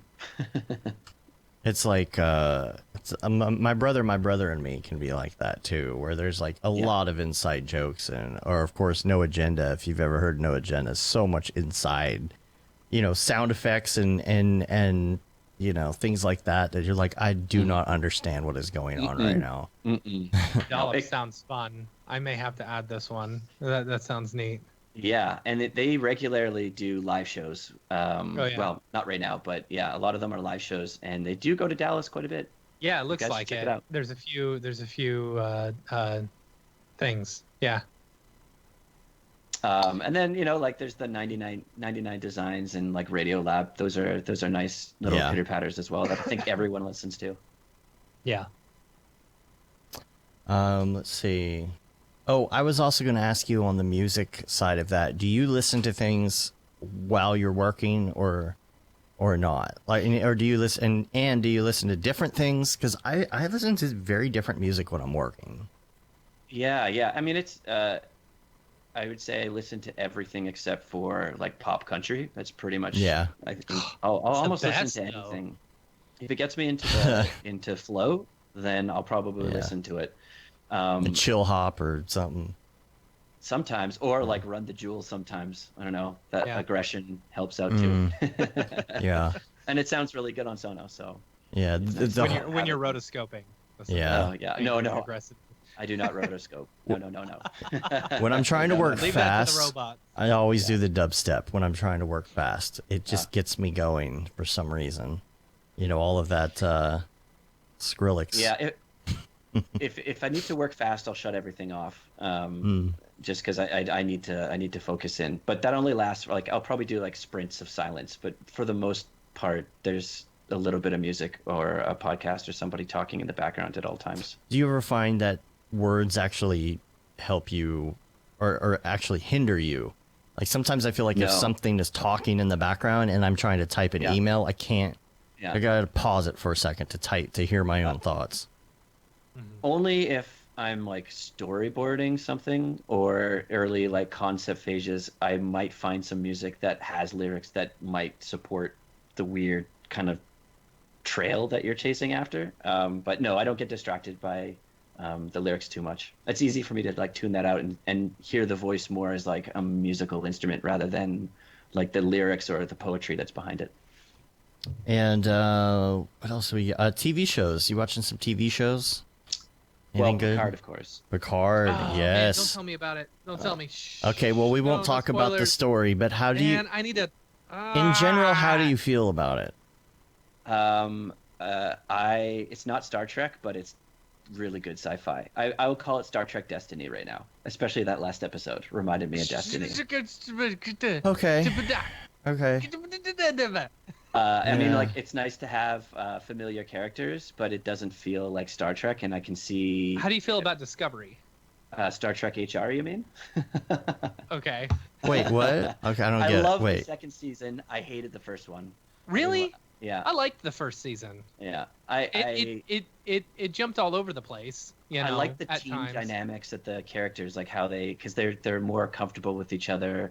I liked how each episode flowed and how often the characters would like figure out what the problem was and fix it. There's between the first two seasons, there's a very different way on how the like leadership team talks to everyone. That's why I call it Star Trek HR, because the Christopher Pike is like what I imagined like an executive HR would be like. This is how you run a company. This guy's leadership style is how we're going to be moving forward. He's a yes and kind of guy. Okay. Okay. See, I've only seen season 1. And because they just finished season 2, right? A little bit ago. And so I don't like watching TV shows when they're on the air. I have a hard time because I just want to binge everything. Yeah. You know, I'd rather just take it all in at once. I don't like waiting. But Matt, how come Yeah, you that- haven't started Picard yet, though? Because I want to wait until it's over so that I can binge the entire thing. Yeah, it is hard. It is hard to wait for the Picards. I enjoy. See, because enjoy I them. also forget. I forget so easily. You know what happened over the last episode and stuff. Like watching, I don't know, watching any sort of show that you don't, unless you watch the episode 2 or 3 times until the next one comes on, you're not going to remember everything that happened. Yeah. You know, Yeah. I don't know. That's me. And I think my yeah. all-time favorite TV show, period, and to stop, is Mr. Robot. Like that got me deep. I love Really? it. And the Yeah. ending, I was really happy with the ending as well. Were you? Yeah. I've only seen to season 2, or halfway through season 2. Season 2 dragged me. I was like, oh gosh, I don't know if that kind of like that stopped me cold in my tracks. I'm like, I don't know if I can make it through this. Somehow I ended up, I guess I didn't realize that a a season was on, so now I realized I was 2 seasons behind, and now it's over, right? Is it completely over now? So Yep, done. yeah, so I'm trying to figure out that sometime, I guess I got time now to finish it. Right. Yeah. But I do need to go finish it because it totally can get kind of slow, completely understandable. It can get slow at times, but overall, yeah, I mean it's great. So Yeah. Uh, There hasn't been a great show and like series ender like since Breaking Bad. Like, and I think Mr. Robot kind of put themselves in it. It was like Sopranos, Mr. Robot, and Breaking Bad, I think, are the few TV series that I can think about just off the top of my head that did it right and didn't end. I don't know. It's hard to end a TV series. So Did you see The Good Place? I'm not caught up. But I have Yeah, I'm The not ending caught for up that either. was one of my favorite endings of a show ever. yeah, no It was spoilers on like that one. I didn't know how they were gonna do that, and they did a good job. So have you that one been? took me a whit to grow into. I wasn't excited about the first. I was like, I don't know if I like this. And then you warm into it and you're like, oh, these characters Yeah. are endearing. I couldn't Yeah. Oh man, what is going on? Who's What am I calling you? getting? That must be That is a call in Google. in Google. It's a spam. Yeah, it's a someone's spammer. calling. It's because I left my Yeah. email open. Whoops. Let's mute that tab. Have you been watching Better Call Saul then? Oh, not this season. I should have. Oh, somebody's calling me. We're all getting calls Doorbell. at the same time. Spammer. Yeah, there you go. Yeah. They're analog spammers out here. Right. Better Call Saul. I look forward to this season because we're finally getting into. I walked away from it because I kind of want to get back into it when he's almost Saul. When he becomes the character. Yeah. Until then, I'll get back into that one. See, the thing is, like, I don't know if they'll ever go that far. I'm wondering if it will be over before you really understand. I mean, I'm sure you'll understand how he becomes him, but I don't know if they're going to show him What after season that. are they on with that? 5? Oh, 1 sec. Okay, They're because on. I'm only. Sorry, I'm just on a podcast right now. Okay. Didn't expect anyone to show up. That's funny. Um, I'm only halfway through season 2. It's one of those shows. My wife doesn't like watching it, so I got to watch it when I'm on a plane, and binge as much as I can. Which, with as little travel as I'm doing this year, It's so good, though. it's all right. So good. You got to finish it. What was the other one I was going to say? Westworld came out last night. I haven't seen it yet, but y'all watching that? oh man. Oh yeah, I love Westworld. Oh no. Maybe I'll just wait a bit. That one, I love those, and they always end on cliffhangers. So I have Right. to. I think I'm gonna have to binge that one. Yeah. See, that one normally. So I would watch Westworld. That was one of the ones where I would watch it as it was on, and then rewatch it again. At some point during the week, so I would be kind of caught up. Yeah. Because I feel like Westworld's one of those ones where you got to watch a couple of times.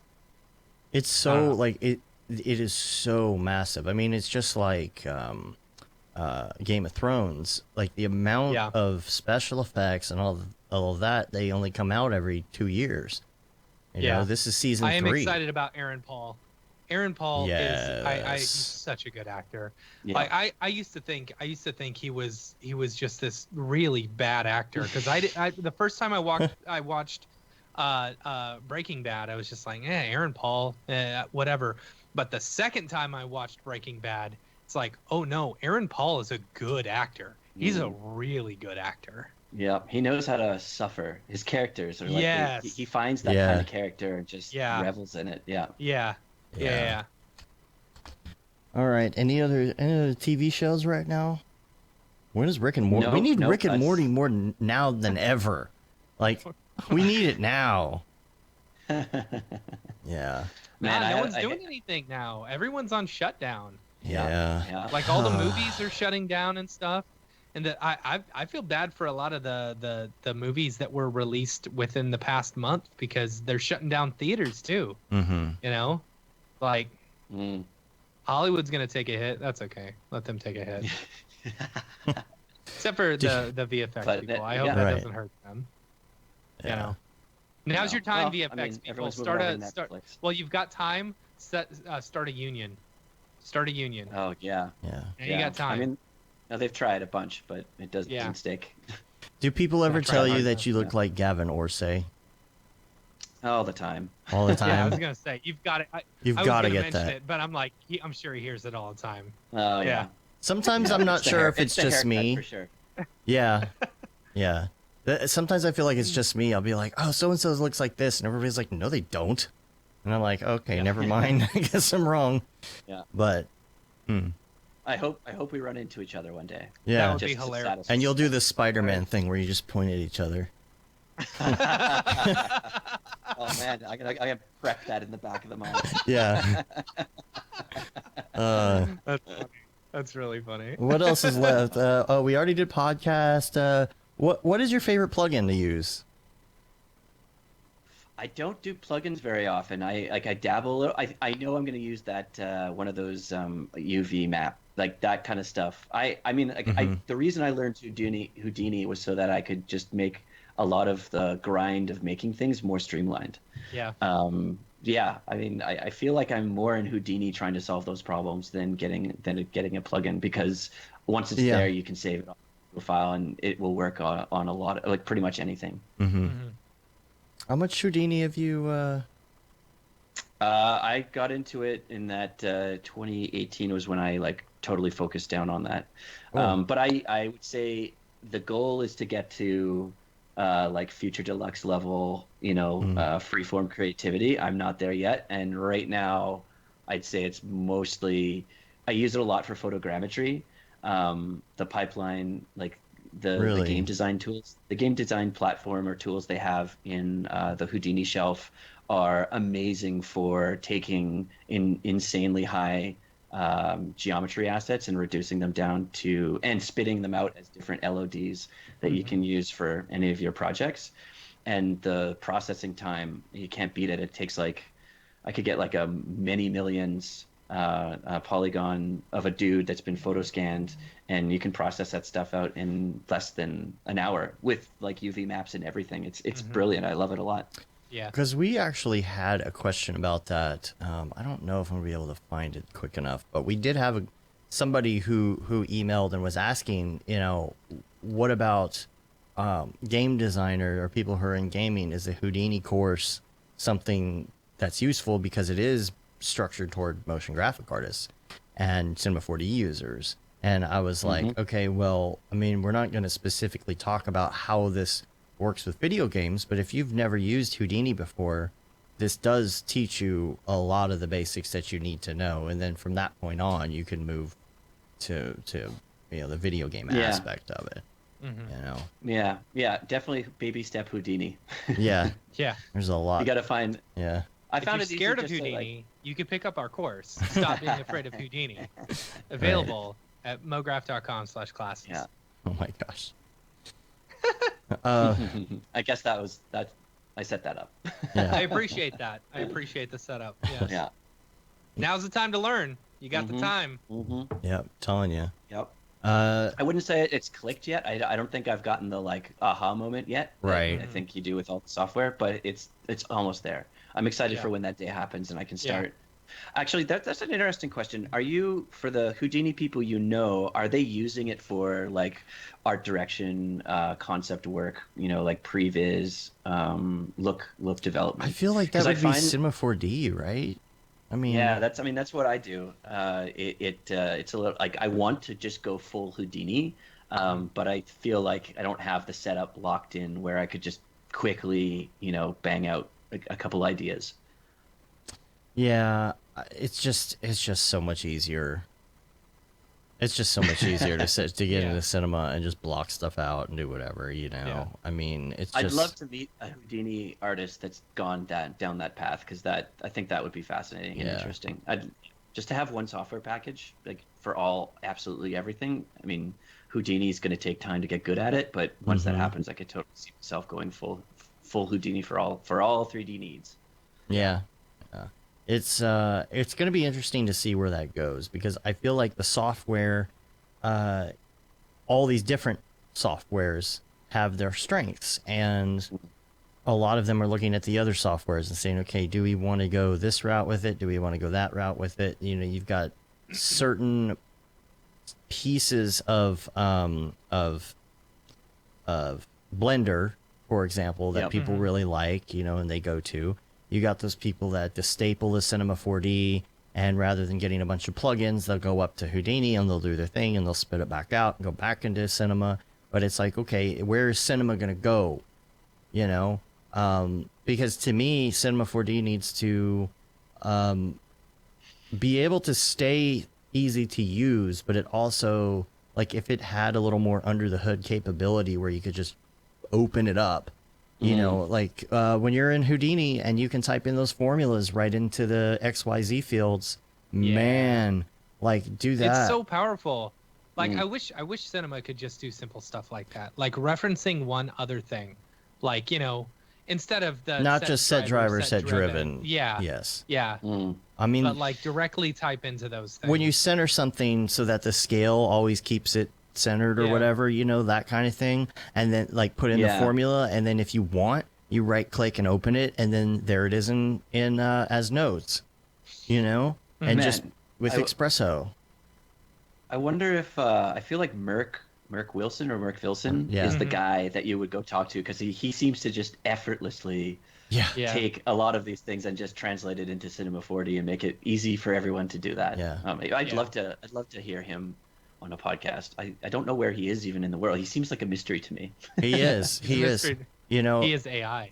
He's AI. Yeah, that's right. Oh, that's amazing. Yeah, that's always been the joke, is that he doesn't really exist and he's all AI. And but he recently got into, I believe, was it a motorcycle accident?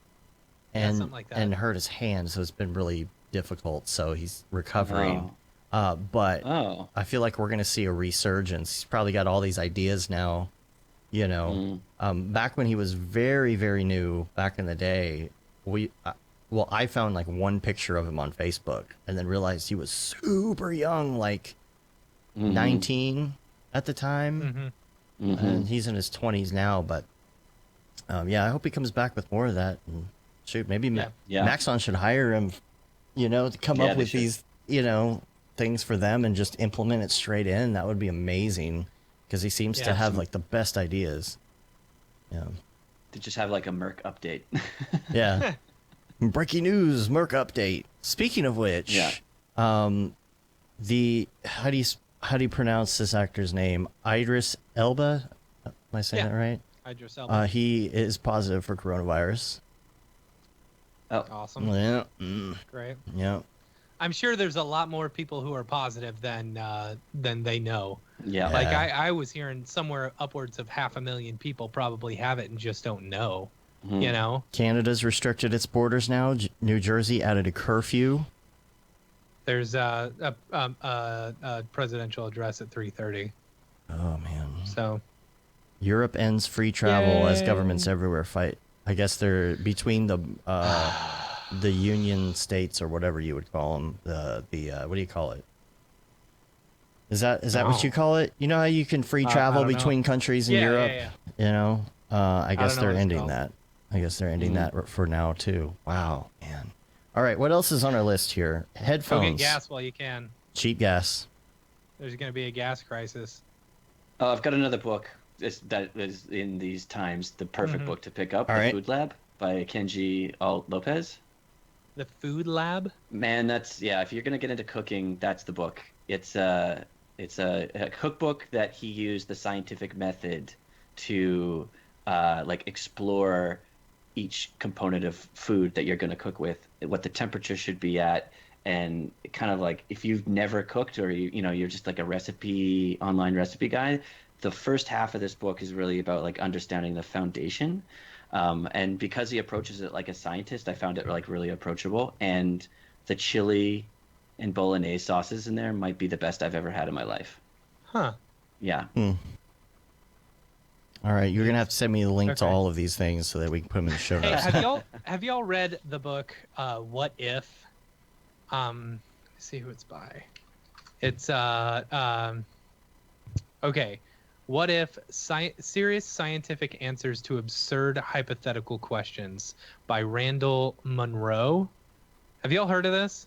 Nope. So I've been thinking about this like nonstop because he answers these really scientific or really stupid questions scientifically, right? Like what would happen if you had a mole of moles, or or what could you make a jetpack with guns that would propel you off the ground? Or all this other Or stuff. One of them could was, God make a burrito so hot that So he hot he himself couldn't eat it? right. So another one that I've been thinking about was someone asked, what if it takes 2 weeks for the flu virus to go away, what if everyone just stayed in their house for 2 weeks? And I've been thinking about this a lot ever since. It's a really good, and he talks about the economic implications of every single person staying home. It's insane. Anyway, check that out. And speaking to that, you guys have seen the NASA images of Wuhan, like once, and like how like how pollution's cleared up, and like people are like, I can breathe and the skies are blue, and I mean, like, I think there is something to be said about working remotely. Right. This New Jersey curfew is 8 p.m. though. That is early. I was thinking like it would have been midnight. So how do they enforce that? Do you get arrested for going outside after 8 p.m.? That just sounds so dystopian to me. I just can't even deal with it in my head right now. But wow. Let's go to headphones. What headphones do you use? I'm actually borrowing headphones from someone else. My headphones are the little B&O E8s. They're like the wireless buds that you can stick in your head. I love those. Yeah. Do they have the strap thing on them, or are they just completely? Nope. Yeah. They suck right into your ear, and you're good to go. What are they called? What are they called? The E8 B&O E8 Play or something like that. E8. I want to see what these look like. Okay. So they're just they fit in the ear. They're like the in-ears with the. But the downside is you can't do what we're doing. Like, I can't do a podcast with those things on. Like, I can listen to music and stuff, but the audio screw up. It's impossible to fix. It's really hard to use those things to do like computer Bluetooth stuff with microphones and all of that. Like, I've got even my Bose. If you go into what do you call it? Headset mode. Yeah, it's just super difficult to use, and it kind of acts funny. But it is great for like meetings. I do like wandering around when doing client meetings and stuff. And like, I don't like cords. I don't like being stuck to a cord. I like to bounce around and not have to worry too much about things cutting out. Yeah, they're pretty good. And I guess they came out with a new model just now. And what's your favorite app? Favorite go-to app on your phone? Oh, Instagram.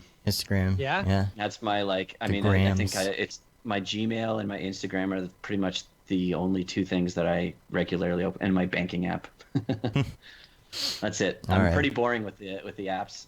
But I someone had made a recommendation for the that mobile game Command and Conquer Rivals.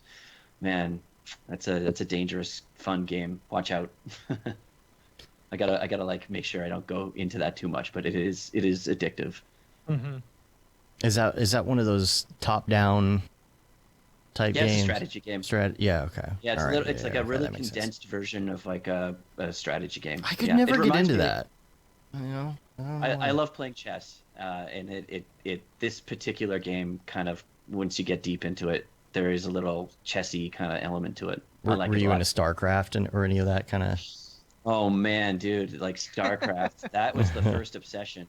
Yeah. I mean, like, I was in like junior high when that came out, maybe like grade 6, grade 7. And if you look at all my sketchbooks as a kid, like that's how I learned to draw, was either like Spider-Man comics or, they came out with these concept books that would like give you the lore of the universe that they build in, and these amazing illustrations. And I would spend hours just kind of like dissecting and trying to like recreate that world. Oh man, I like wrote short stories and everything. Like the StarCraft obsession went deep. Yeah, that's funny. I could not get into it, but I had like friends that were just so into it, and like back then it was, internet cafes were starting to pop up all over the place. And I had these friends that would just go hang out in these internet cafes and play StarCraft all night.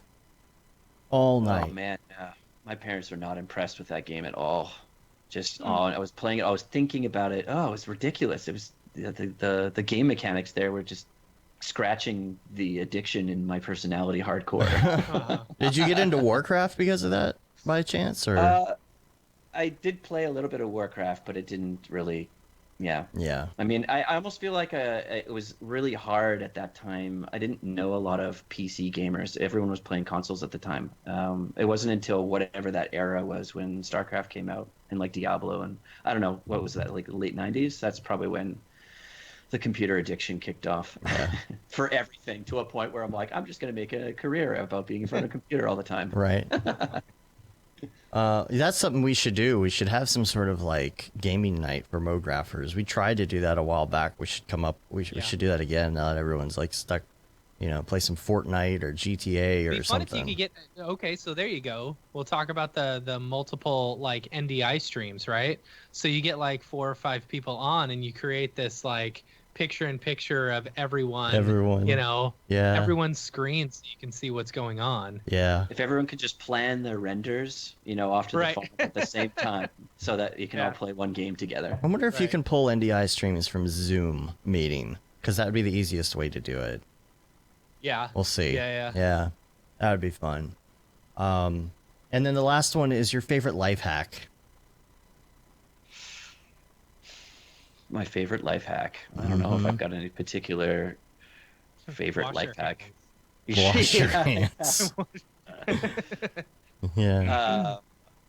I don't know if I've got any crazy life hacks. No, I'm not. I don't think I have anything like. The thing that came to mind was like go on Google Flights, because that's the easiest way to find the algorithm, the best algorithm, the cheapest flights. Yeah. Yeah. I don't know. And cook from home. Right. Yeah. Yeah. At this point.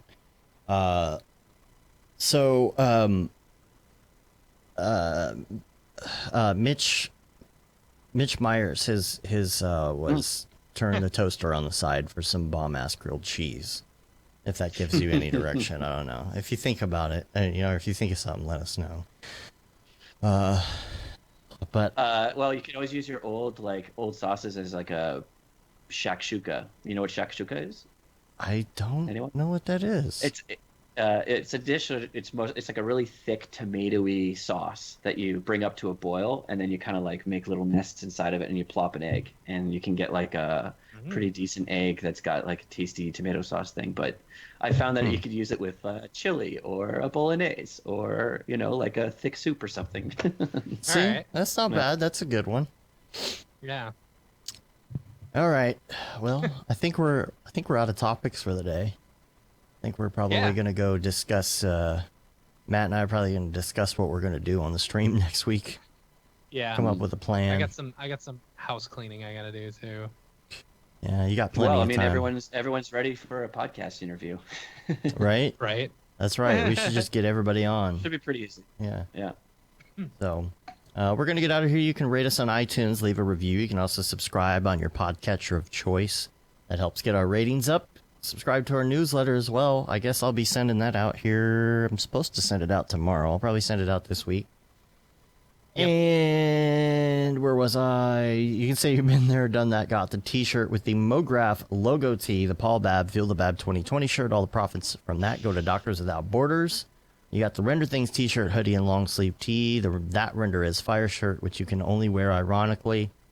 And, of course, we're on Facebook, Twitter, Instagram, YouTube, mograph.com. Coming out with us in the chat on Slack. And like I said, we've already gotten some emails asking to get into Slack as we've been on the show. So we'll take care of that. We'll get you on there. Already did. Don't worry. Oh, you did? Nice. Yeah. Come hang out with your Mograph friends in our Slack, and we'll keep each other company. We'll keep each other from getting too anxious. We'll help each other out. Yep. Get on the jobs board. If anyone needs help with projects, if anybody has, If you're available, let us know. We'll get in there. We'll all help each other out during this. So, Yeah. Thanks Oh, again. just sorry. Before I leave, is there such a thing as a motion design agent or like rep or something for like small artists? I would love to Sure. know Yeah. or Yeah. find Yeah. someone We've like had. that. Yeah, some people we talked to have. Do you know Frederick Duquette? I don't. Goes by Fuck Render. Oh, yes, yes, yes, Yeah. yes. Yeah.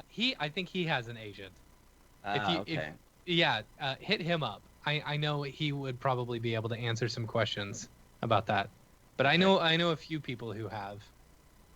Because that would be great. Yeah. Yeah. Yeah, for sure. And if people want to find you online, where can they find you on all the things? My Joshua Mickey is the handle for literally everything. Facebook, LinkedIn, Instagram. Yeah, I'm not on. I am on Twitter, but I'm not on Twitter. I'm trying to phase that out of my life. Oh, you don't like but it? I'm no, none at all. Twitter is a cesspool. Facebook is what I I want to love filter out of Instagram. my life. Yeah. I want to, but I mean, like friends and family are on that one. That's going to be a tough one to ease out. Oh, but I do have the Facebook Eradicator plugin for Chrome, which just removes the wall. So I actually don't know what people are doing on Facebook. Wait, what is this called? It's like a Facebook feed eradicator. Really? Hmm. Yeah, What does it do? it removes all the ads and all the wall. Does it And- get rid of all the notifications too? So you can just go do your thing? If you log in on site, it just goes to like it will give you like pings, like heads up. You've got people doing things you want to look at, or your messenger. It doesn't affect that. But the main page, I guess that's my life hack. I'll use that as my life hack. Yeah. Was there I a mean, site for it? I'm it's going to a look it peace of up. mind. It's in Chrome extensions. Oh, Chrome extension. Okay, gotcha. Yeah. Cool. Yeah, I'm totally going to do that. Right now, I'm just like, whatever. All right.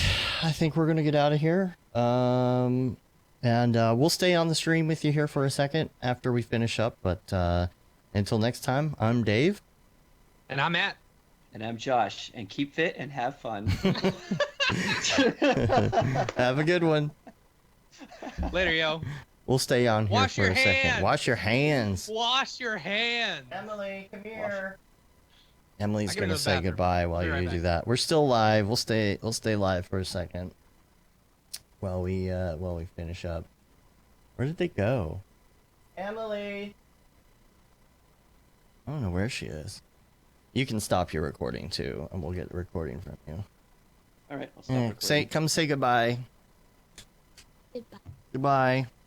Good- That's all I wanted. Okay. Okay. All right. I'm going to go to the standby screen and get our music up here, and then we'll talk about our file management and stuff. Sure.